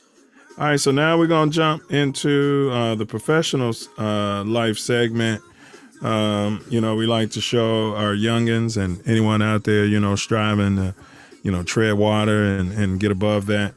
We want to get them into, how to stuff their money bag, so to speak. So let's jump on it. When and how did you decide to pursue business and thus obtain an MBA as you were matriculating? The journey was a little bit interesting. I didn't know that this was what I really wanted to do. When I graduated with my bachelor's, I got a bachelor's in community health planning and administration. My dream job was to be an administrator of a hospital. I was interested in healthcare, but I wasn't necessarily interested in doing this, working with patients, whether being a nurse, being a doctor. That wasn't where my passion was. I wanted to do more of this administration and how this hospital worked and functioned, and to be able to help support the individuals who were providing the care. I had a professor tell me that I needed to get my MBA. And I was like, no, I should get a master's in public health. And she's like, yeah, no, you need an MBA. I wanted to go immediately to business school then, sat for the GMAT. And then I might have been about 22. I don't want to do that anymore. And so on my journey, I had a full-time job, kept doing that. It worked, right? I knew I wasn't coming back home to live with my mom. I love her, but I couldn't come back home. I had a full-time job. I had benefits. I had an apartment. I mean, it was working, right? It wasn't exactly what I wanted to do, but it was working. I took a detour and thought about working in education. To be honest, very, very selfish. I wanted the summers off. And then somehow I found my way back. I had started working with grants at a nonprofit, and the nonprofit could only afford to hire me as a consultant, more like a contractor. And this is when I found out about paying taxes on money that had not been already taxed. That was a very interesting experience. Oh yeah. I'm like, what do you mean I owe money? I don't. The IRS is going to get theirs. Yes. So that really kind of prompted me to actually work and seek to find funding to not only fund my position, but to help grow my program. And then that just kind of created this spiral of more opportunities to do that, transitioning to working in local government. That was when I saw the opportunity that I really could move forward. And at this time, I think that I got married, I had a child, and I was thinking about, what can I do to help support my family? What can I show my child? How can I continue to create opportunities for us, doing my part as a part of my household? So when I went back to school in about 2014, I believe my son was, he might have been in preschool. I don't think he had hit kindergarten yet. We all went back to school with me. It took a family affair, but fortunately the university offered a great program. It was a part-time program, but it took me away on a Monday and a Wednesday night for 3 hours, and then study groups on the weekends. I look back on that now and don't even know how I had the time to do it, but it was probably one of the greatest experiences that I could have to do this as an adult. So my class were all professionals that were working full-time jobs and trying to fit school into that. So one, it was great to have that in common with other peers. The classes and the structure of things that we received really helped me even then in my day-to-day operations and trying to figure out things and strategizing on my current job now at the university, that those tools I couldn't have traded. I knew that I wanted to have a professional degree. For me personally, my parents were both teachers, both educators. Both of my parents had master's degrees, and my mother's parents both had master's degrees and both had spent a couple of years in law school. So from my family structure, education was, there was no doubt that I was going to college. That wasn't even a topic of discussion. That was a requirement. And so for my family, finding your way, if you will, into what would help you. I think now looking back on it, my MBA has really helped me transition even into my current position. That really those tools have helped me be a better business manager and allowed me to navigate an interesting space that requires a lot of critical thinking, fast decision skills, sitting at the table with executive leadership and really having my ideas and thoughts heard, and then being able to see them being carried out. I think the greatest thing I learned in business school from one class was whoever picks up the pen or the marker for the whiteboard is the one who controls the tone of the room. Interesting. That's just had to throw this in there. It's a family affair. Maybe I cut this off because you know how YouTube is, and that was for fair use. YouTube. All right. That was pretty comprehensive, and I appreciate you sharing that with the Self Love Nation. I want to roll into the next question here. How are qualified Black professionals treated in big corporate? And that's a broad question, but give me a feel for that. I'll share my personal experience, and I think maybe a couple of my dear friends who we endured this with are on live with us now. But at a place that I worked, it was interesting to note that, and I think we did take a survey, all of the African-American employees had a master's degree. And as part of my job, I needed the resumes of my boss and my boss's boss to go along with this grant, certifying their credentials in order to sign off on some things. And I realized that my boss's boss did not have a master's degree. And then as I went on to stay there and work through other things, we often share announcements of people as they are getting promotions.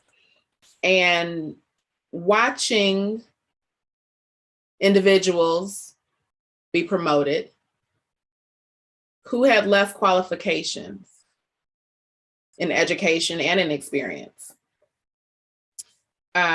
going for the same positions. I went for a promotion in this particular job, and there were 3 of us in my department that had went for this job. And I remember having my talk down after not getting it. And my immediate supervisor said, well, you know, we've been grooming her for this. And, you know, if you want to, in our weekly meetings, we can talk about it. So of course, at this point, I'm excited, right? In our weekly meetings, we're now going to talk about what she was referring to. We talk about a plan on how I would be promoted, the things that I needed to do, the expectations, or how to train me. Right. How to groom me. Go ahead. Yeah. Go ahead. So I was excited for that opportunity. I went to that meeting and she informed me, oh no, we're not going to do that. In that moment, I started looking for another job. in that moment right there. It took a while. I probably had to stay there. She left before I did. But I knew then, and then I continued to watch, as several of us did. And it was disheartening and not surprising. Mediocrity works for the others. It doesn't work for us. So then this kind of goes back to what I said earlier, advice that I got from my father about working twice as hard to get half of what they got. Your average C student becomes president. Facts. So it's like, it's disheartening and not surprising. But that is still a struggle, even in spaces. And I think too, corporate America,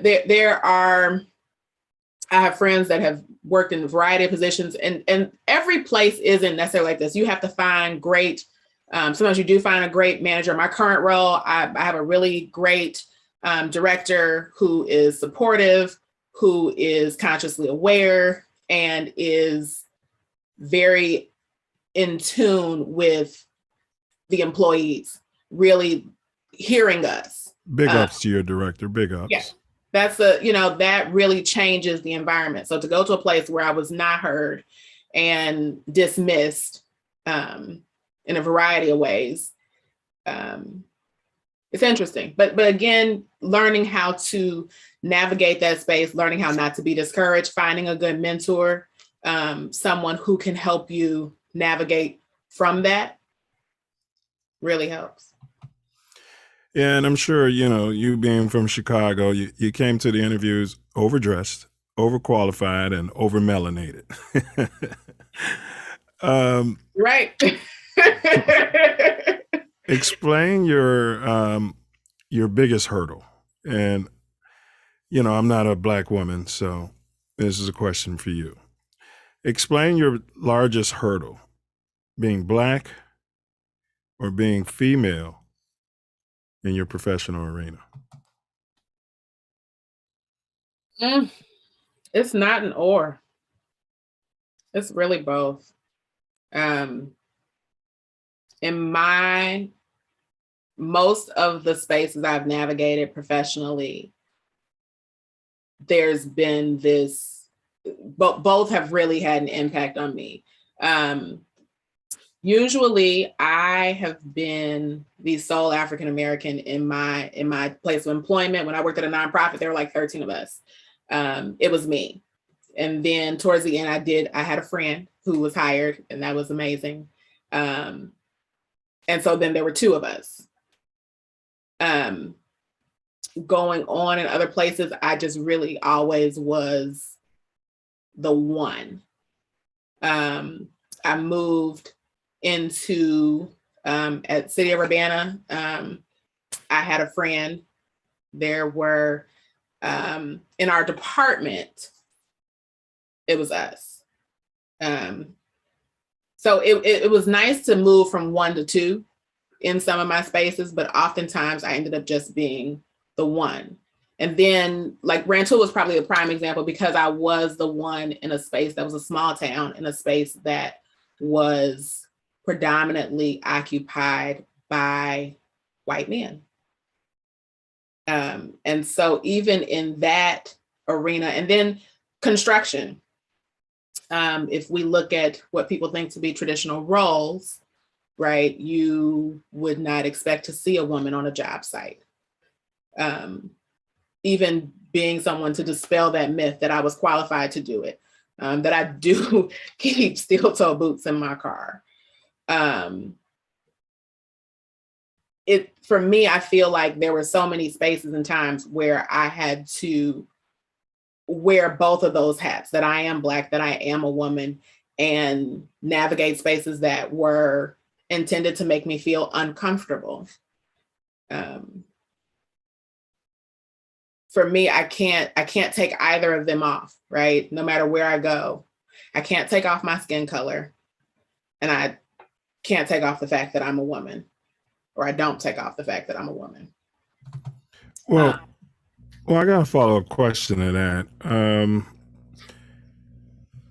hearing some noise, but if you were a white or a pink female with the same qualifications, how do you think your career trajectory would be different, or do you think that would matter?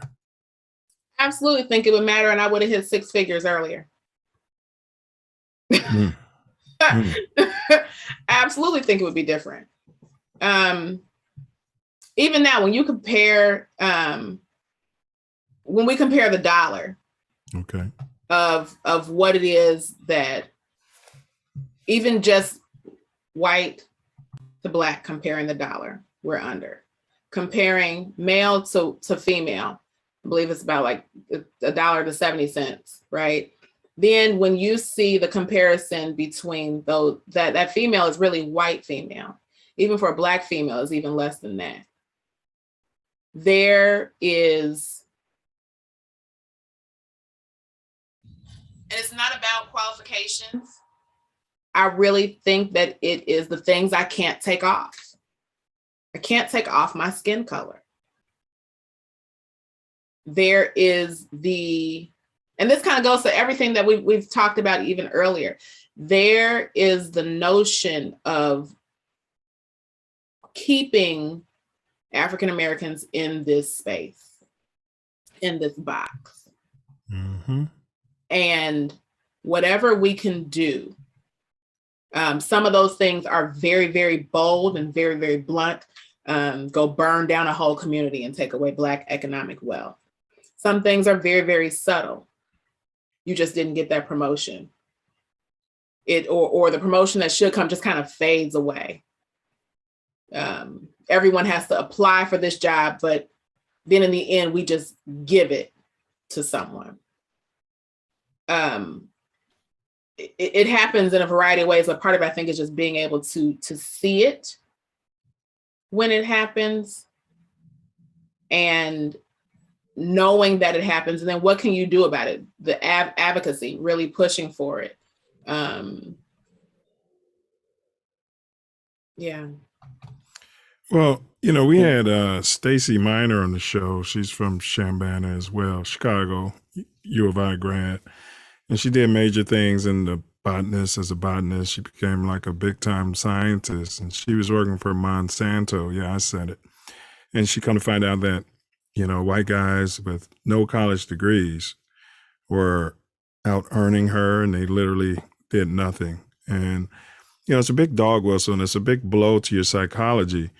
When you're doing everything, you're working twice as hard as I believe you said your dad told you, and then you're getting half as much, So, we're hearing this consistently Yes. On our show and, from Black men and specifically Black women. Let me push past this. Let's see.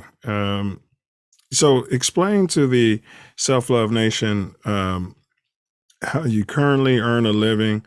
What skill or degrees were necessary for you to get to that level? Sure. I am the Assistant Director for Business Services at the School of Art and Design at the University of Illinois. So I oversee all of the finance and human resources operations for our school. In this role, I, for the first time, which I really am excited about, I do really have an honest seat at the executive leadership table.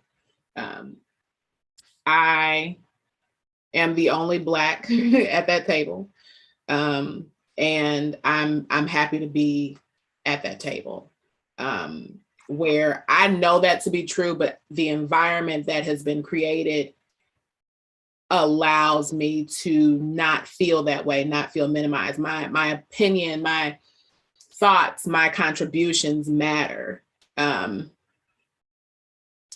My boss consults me regularly for my expertise in certain areas, and then finds value and trust in the information that I give, and then uses that to conduct business or to support those ideas or to take them forward. In our case, we go from the school to the college to the dean.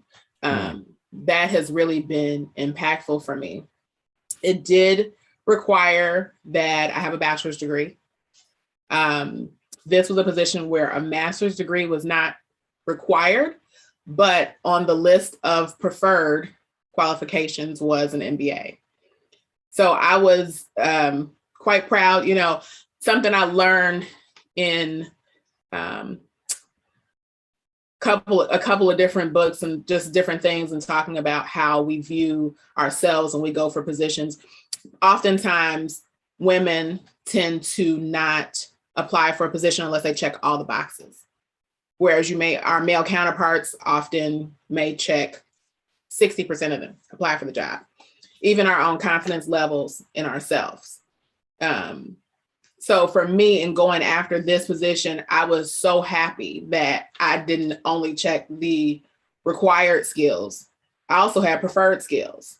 Mm-hmm. I had the expertise. I had the years of experience. I knew that I knew on paper I looked good. I'm not going to be, I spent time crafting resumes and cover letters. So I knew how to get myself to that table so that they could see me and so that they could meet me, so that we could have this conversation and dialogue, so that you can get to know more about me, to know that I am qualified. Mm-hmm. And to have that received well through the entire process really was, it was impactful. This is probably one of the best spaces that I've been in quite some time in my professional career. All right, well said. And does your director, often, credit you for those suggestions or cite his or her sources when you're giving those suggestions? He does. And I appreciate that. That's important. That is. That's huge. And even I will put a plug in there for that we, even highlighting outside accomplishments. I work with mostly, my department is made up of faculty. Mostly professors that are teaching our students, and then our staff is about 15 people. So usually when we have our meetings and we denote accomplishments, it's usually about our faculty. However, last year I received an award for 40 under 40 in Champaign.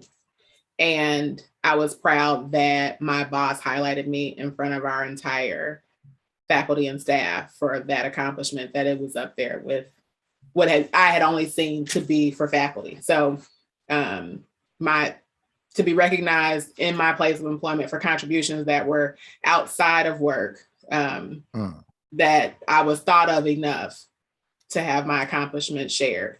That was also refreshing in my current space.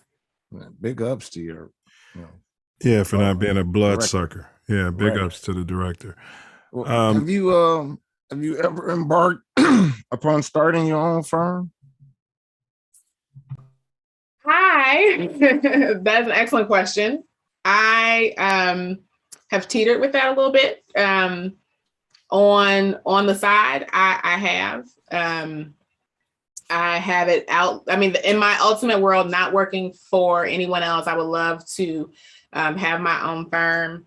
I think my girlfriends are on here. We need to work on that. I feel the push coming in 2022. But I sometimes do like side consulting jobs just personally.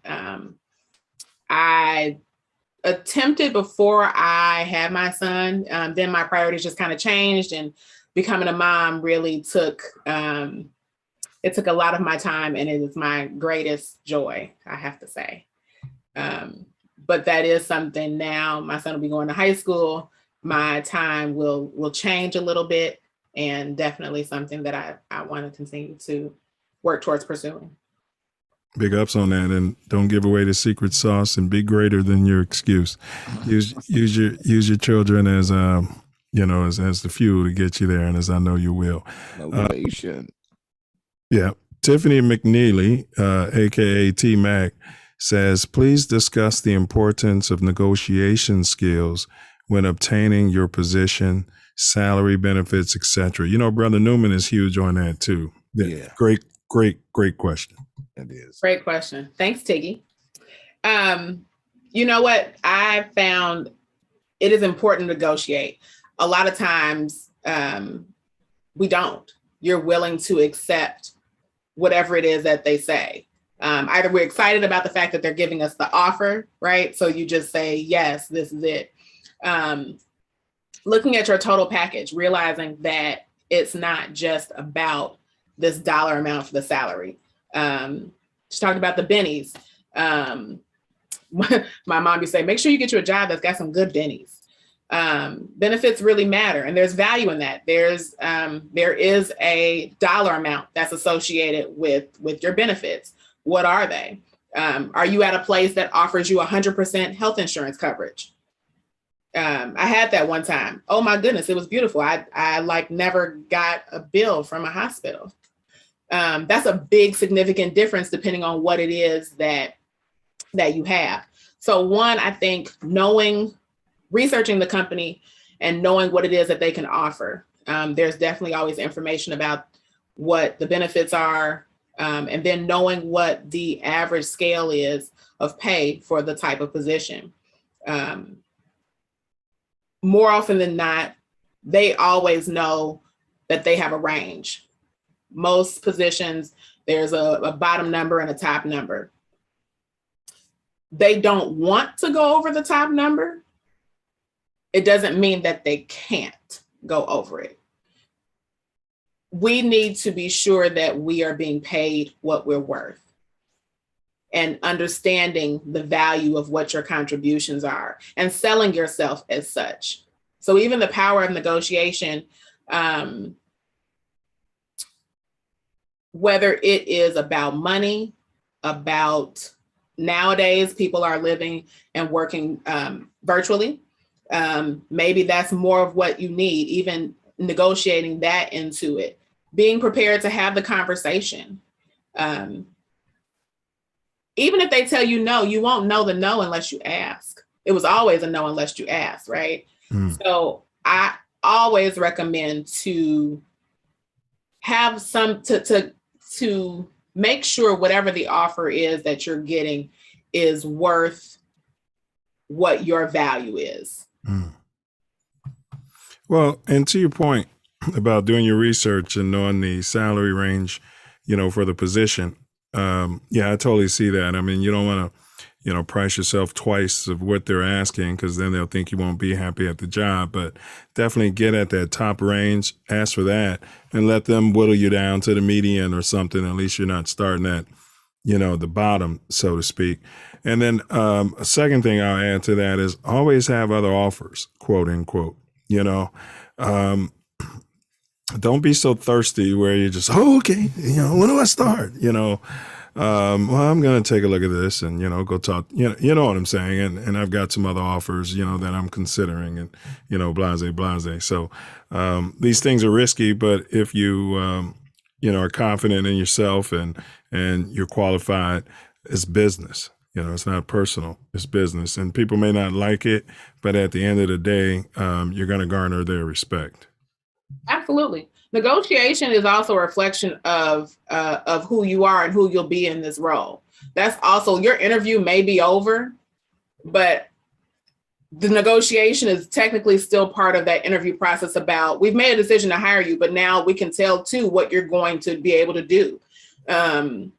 And just if you're going into a position that will require you to negotiate in your job, please negotiate for your salary. That's almost like a given. A lot of people miss that, but if that's expected, your first test at whether or not you can really do it is how well you're negotiating in your offer. Good point, because if you can't negotiate on your own behalf, how motivated would you be to negotiate on behalf of the company? And they're paying you to do that. Gems. Yeah, gems. I got, I think, 2 more questions, and I'll throw it to Self Love if he has anything before we conclude this segment, and then we'll wrap it up with the final segment, which is fun. How has support, I know typically from listening to you, you've been the only speck of pepper in the room, but if and when you've ever come across other, Black First or, African-American coworkers, how's your interaction been? How's the support been from them? That's probably been one of my greatest joys. One of my jobs, we came up with a black coalition, like we had a secret society in our little group. But it was a support group, honestly, to navigate this interesting space where we were not being promoted, where we could talk freely amongst each other. We had similar backgrounds. We had similar interests, goals. We wanted to figure out how to break the barriers. We were working together to navigate and share resources about tools in our jobs, different things that we found out. Sometimes one of us would find out something that the others didn't know, right? Sometimes you just happen to fall into some information, right? Even being able to share that with one another. There's nothing like going into a space and seeing someone who looks like you. In my job, I had a really good friend who she started there before I did, and then we got close and we got to know each other, and it was wonderful. And she left and she took another job. And then God is good. The Lord sent me an equivalent friend who came in with the same type of energy, same type of spirit. And now we're a little trio.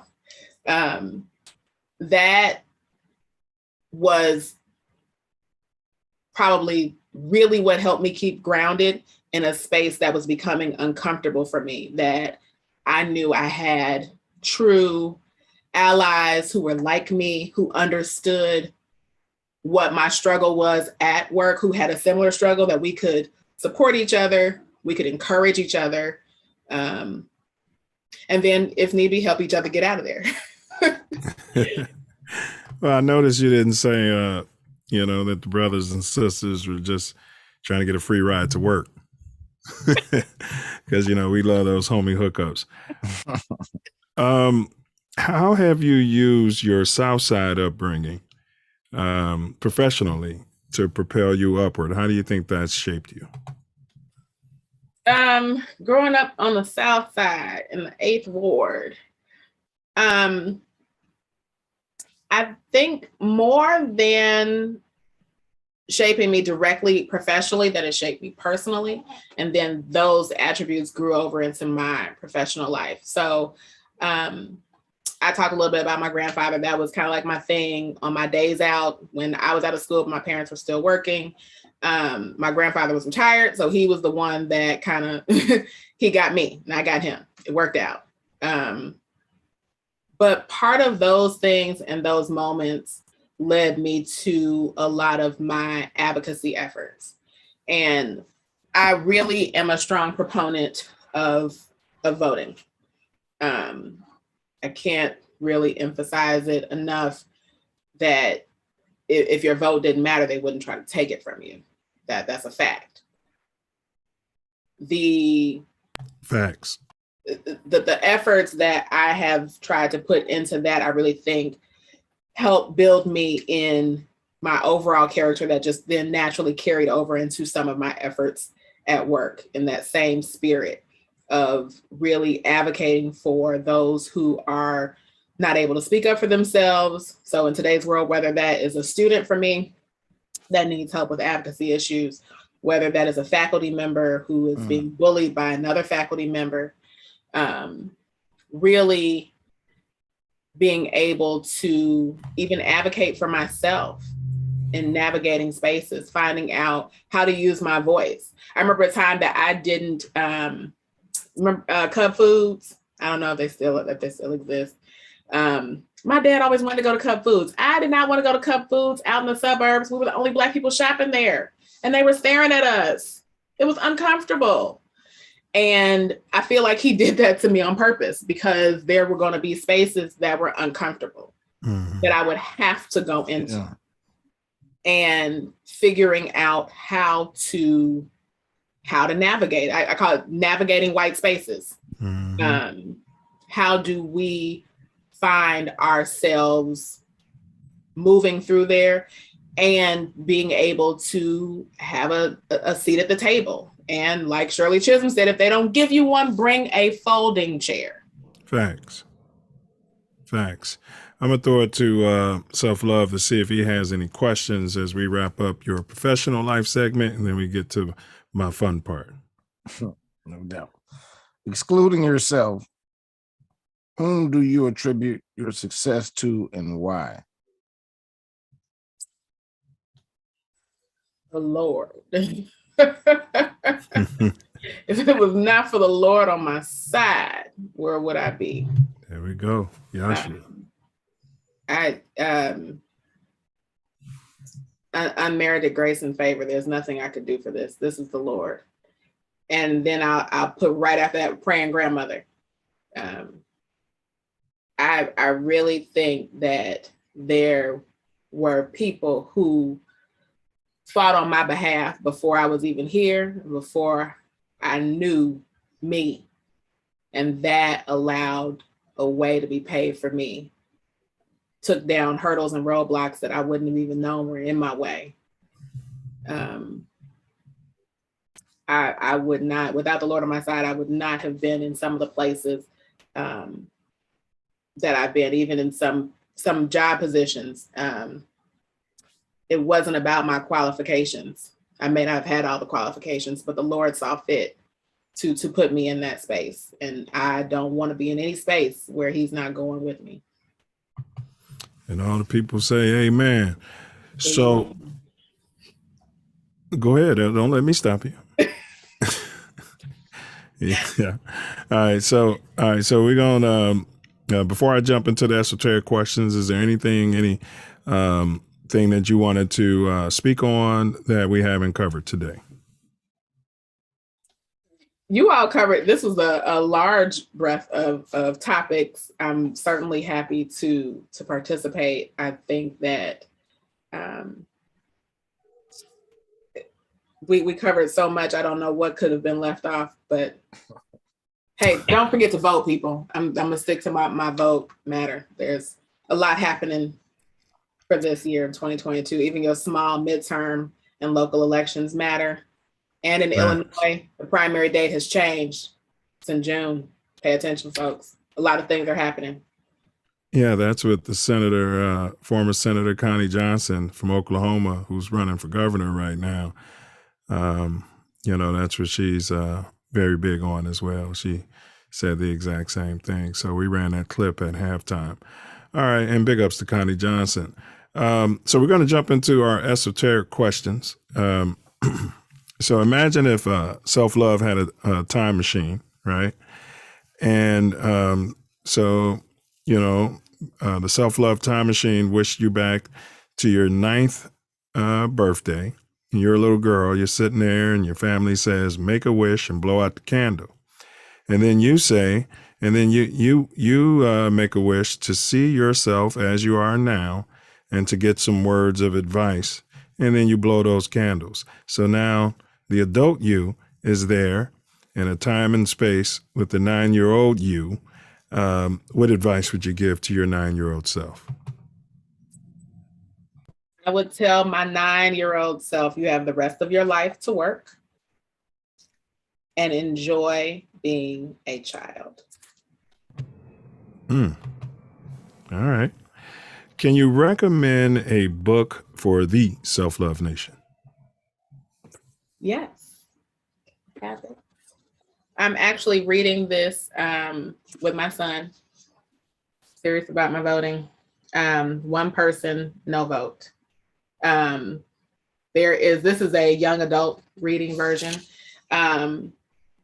but it is appropriate now more than ever with some of the things that are coming up. I think it is really interesting to see stories told of the same things that are happening now. You think about legislation for anti-lynching. Why is it in 2022 that we have to still talk about the need for an anti-lynching bill? Why are we still trying to fight for the same things that we make progress, but it's not enough for it to be permanent and to be substantial enough for us to really make headway, to really change who's holding these seats in office, to really change who is making the decisions about legislation that are going to impact not just us, not just our children, our children's children. And why are lawmakers still voting to extend our rights to vote? Who's the author of that book, by the way? Carol Anderson. Carol Anderson. All right. So what's the name of it again? One person, no vote. One person, no vote. All right. No vote. All right. So can you recommend anywhere on the globe a Black-owned restaurant for the Self-Love Nation? I'm going to recommend a Black restaurant right here in Champaign. All right. We can check it out at Founders. What's the name? I'm sorry. Caribbean Grill restaurant, bringing you nice Caribbean jerk cuisine. My soror and her husband are the proud owners of that restaurant, and it is yummy. Best macaroni and cheese on either side of the Mississippi. All right. Well, big ups to Caribbean Grill and Self Love. We have to check that out if we're there for homecoming. It's in Champaign or Urbana? It is in Champaign. It is in Champaign, South Neal Street in the shops of Knollwood. Okay. Yeah, we have to check it out if we're there for homecoming or founders. So sounds like a spot to slide through. Okay. You did that. So now we're going to hit the quick hits. And these are yes, no answers, please. Is there a God? Yes. Have you personally ever seen anything supernatural? Yes. Have you personally ever seen an unidentified flying object? No. Have you personally ever seen an alien? No. What counts as an alien? No, I'm just kidding. Hey. Did human walk on the moon at any point during the Apollo program? Yes. Was that a question or an answer? We'll go. Oh, I should have told you. What is it? Yes, no, or pass, right? So, okay, you could pass on that. All right. Here's our magic box question.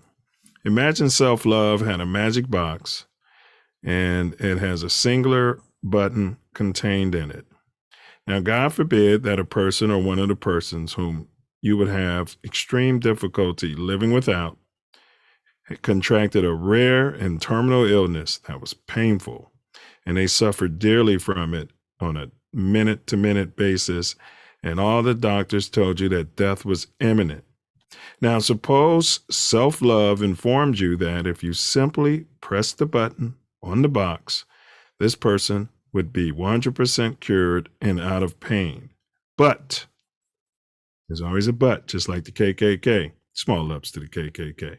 But a random person whom you do not know would then suffer the exact same fate as your loved one. Do you press the button? No. What's the meaning of life?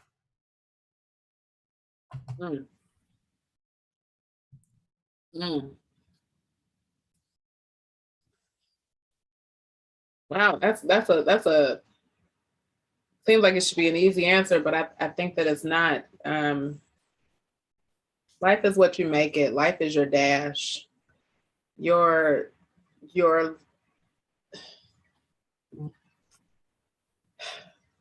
only given one life. And in that, you need to find a way to make an impact and make it meaningful to you. The air we breathe in and out, the ability to enjoy opening your eyes and waking up and being able to start anew on a new day is one of life's greatest gifts to me. And I think that in that, you'll find you can have such a great impact on those around you that you can change shorelines just by tapping into your own dash and making that in itself meaningful and purposeful. Yeah, I always say, to every guest, your answer is as good as any, one that walked the earth. One thing I say about the ancestors is they were all where we are today. And one thing that's guaranteed is we'll all be where they are now. So great answer. Okay. All right. Well, we just have a short game we play. It takes about 90 seconds, if that. Before we jump into it, you got any big ups or shout outs you want to send? Oh yeah, shout out. A lot of my crew is out there. I'm grateful for my friends, my family, as I often call them, friends that have become family. My church family, my girls, my posse, my mom, and of course my 13-year-old, my ride or die, my little buddy, Jax. Big ups to all those folks. Big ups to 13, because in the Jewish community, you are a man, young man. That's what the bar mitzvah is all about.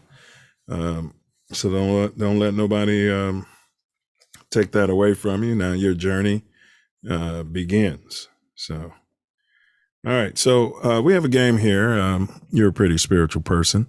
It's based upon Noah's Ark, if you will.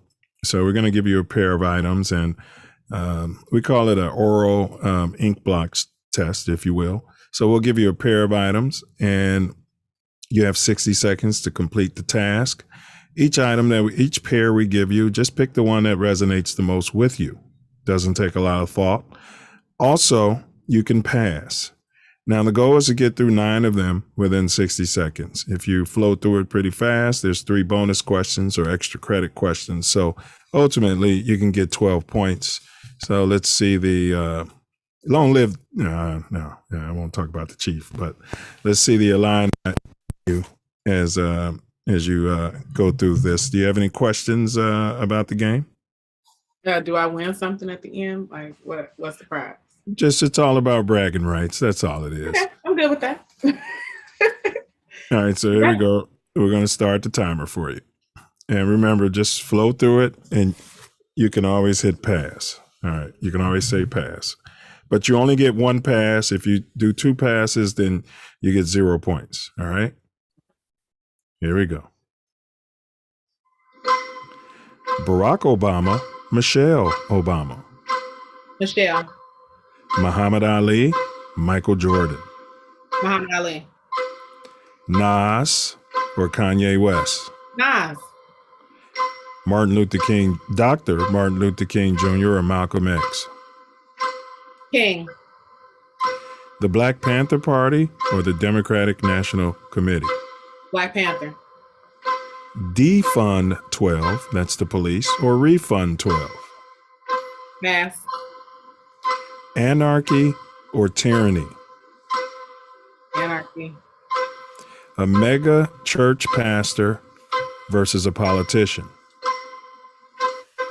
Mega church pastor. B.I.G. baby or Tupac Shakur. No more passes for you. Tupac. Pookie, we know who Pookie is, or an oath-breaking police officer. 1738 or Uncle Nearest. Wait, 1738 or? Uncle Nearest. 1738. Lucy Diggs Slow or Michelle Obama. Lucy Diggs Slow. All right. All right. You scored an 11. Good job. Great job. So, yeah, great job. That's the fun part. Thank you very much for, unpacking all that you did today. This video will live on into perpetuity. Self Love, you got anything to say? Thank you for doing this again, and you expanded the Self Love Nation, and it's been a pleasure. I don't know if it's been said, but we didn't add the 10th of the Moor Growth and Development platform is protect our women and children. By any means necessary. Yeah, and that has to be stated all the time, every time. So, man, thank you for that. Black men stand up. Ernest, I always want to say Perry. What's the noob's name from What's Happening? Thomas. Ernest Thomas. Yeah, he appeared on the show, and he requested that we add that to the platform. So thank you for remembering that. So any parting words? We don't kick out any female silverbacks. That's a silverbackette. The reason we refer to ourselves as a silverback, it's not a racist thing. It's because we're going to get our damn silverback. So any parting words before you leave? Want to say big thank you to TATN for having me, both to you, Self Love, 9 Mills. I really appreciate this opportunity and the platform that you all are putting out here. I think this is really, it's not your regular everyday news. It's really the news that we need to help us in our community, to help us grow, to help us have some uncomfortable conversations. There you go. TATN. Help us with that. So thank you for providing that. Right. And we know time is precious. And once again, thank you very much. And like I said, we don't kick any silverbackettes out, and we definitely don't kick any AKs out. So show yourself the door, please. Y'all have a good one. Thanks. Yeah. Magnanimous, huh? Yep. Magnanimous. I told you that was going to be some powerful information, Brody. You absolutely did. And it's, we also, we love the, the female point of view here on the show. I think she was number 5 that we unpacked? Connie Johnson. Yeah, I think it's 5, maybe 6. I'd have to do the math, but yeah, I think she's only number 5. And you guys keep subscribing and sharing the link. Eventually we're going to sit down with my lovely wife. We got to hit a certain goal. And yeah, she's going to unpack a whole lot too. I'm looking forward to that as well. Man, no doubt. That's going to be an amazing show. But this was an amazing show.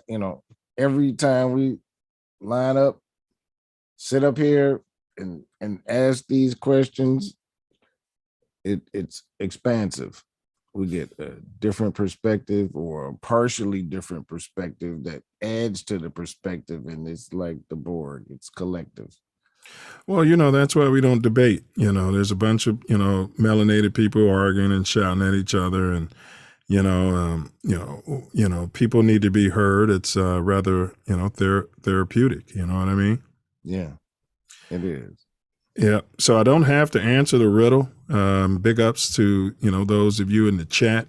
Self Love had gotten it, by the way. But if there's a tie, we always throw it to the chat. So, because Self Love's the Riddler, literally, he gets over 90% of them. So, but we'll give you guys credit where credit is due. So it works out. Next week, right here on March 2nd, Wednesday at 8 p.m. Chicago time, we are unpacking the Second Amendment and the Black First Community, bro. Oh. Yeah. Okay. Yeah. If you're in the NRA, if you got your blickety blick, blick, blick, bullets, boomerangs, hey, we're going to unpack that next week. All righty then. It's going down. So I hope y'all ready, because it's going to be a ride. Yep. And so tomorrow at 9 p.m. Central, we have our Spolitics show. That's sports/politics. And so it's just a hot topic show. So we welcome anyone to check that out. And Self, I just got a text from my brother that my niece's team lost, bro. Oh, no. They lost by 12. And are you surprised? He said they were severely outcoached. No, their coach is a monkey. He's an idiot. And he said they were 0 for in the first half from 3, so they couldn't, hit the outside shot. So, but congratulations, you gave your best. They took it all last year. So, hey, man, they lost at home, bro. Man. Yeah. So, I guess I'll have to put something in her birthday kitty to kind of balance this out, right? A good job on a great career. Facts. Off to college and choose your black school. So without my yapping, I'm going to toss it over to this brother to my left. He closes the show out with Wordsmith's final words out there.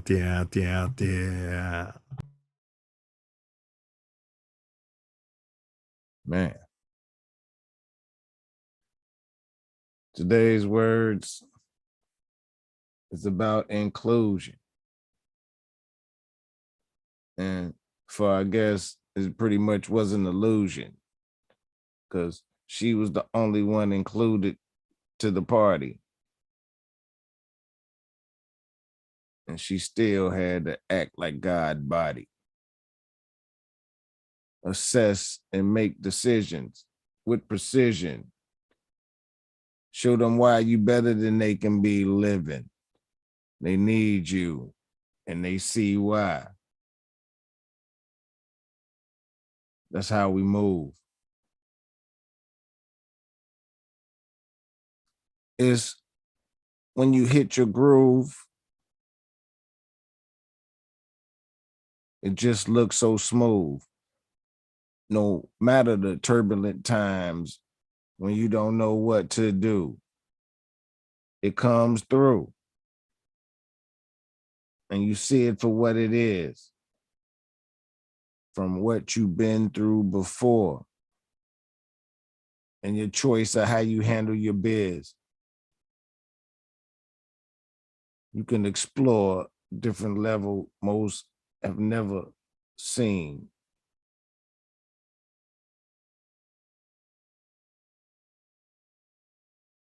Could be a lonely place when you're the only one that look like you. But tell me, what are you supposed to do? We all got a calling. All got to move how we're supposed to move. For a lot of us, it's laid out for us. It's not even a path that we choose. So please excuse my excellence. By that, I mean, I don't care about your feelings or how you represent your taste for me being in my rightful space. I'm not gonna act lower than I am for you to feel comfortable. It's not what I was put here for. Words. All right, well said, Nupi. And we all might know about the Mills Bill. That's the right for any American to give a big, yeah. So we're closing out tonight's show with a Chicago native, Chance the Rapper. It's called I Might Need Security, but I call it the Mills Bill.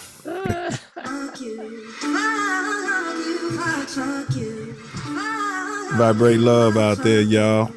And remember, stand your grind out there, huh, Self Love? Facts.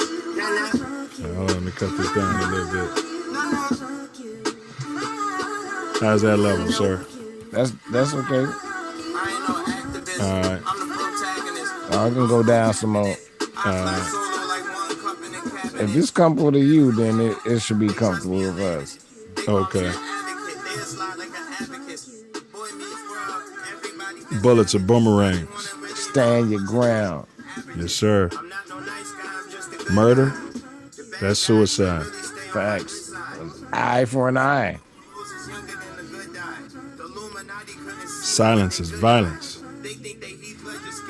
See something, better say something. 12. Greed plus ego over fear. Yeah, well, that's slavery, slave theory. Yeah. Charity plus humility times love. That's freedom now. Do not, under any circumstances, no matter what you heard, don't answer questions. Everything you hear or heard, you better question everything. Facts. Fear is cap, it's illusionary. Vibrate love. All the time. Forgiveness and charity, Those are the highest love vibrations. So do something charitable for a so-called enemy and end the beef. Yeah, take 12 pack of Dunkin' Donuts. Facts. Hey, Self, my ancestors used to say, healthy people heal thy people. Yes, because for sure I know hurt people will hurt people. Free Chief Malik, Jeff Fort. Free Larry Hoover. Free all them guys, man. Prison is slavery. Be like St. Pedro. Keep your eyes on Yahshua. Man. And walk on H2O. Move mountains. Man, with these, bro? No, man. No, man.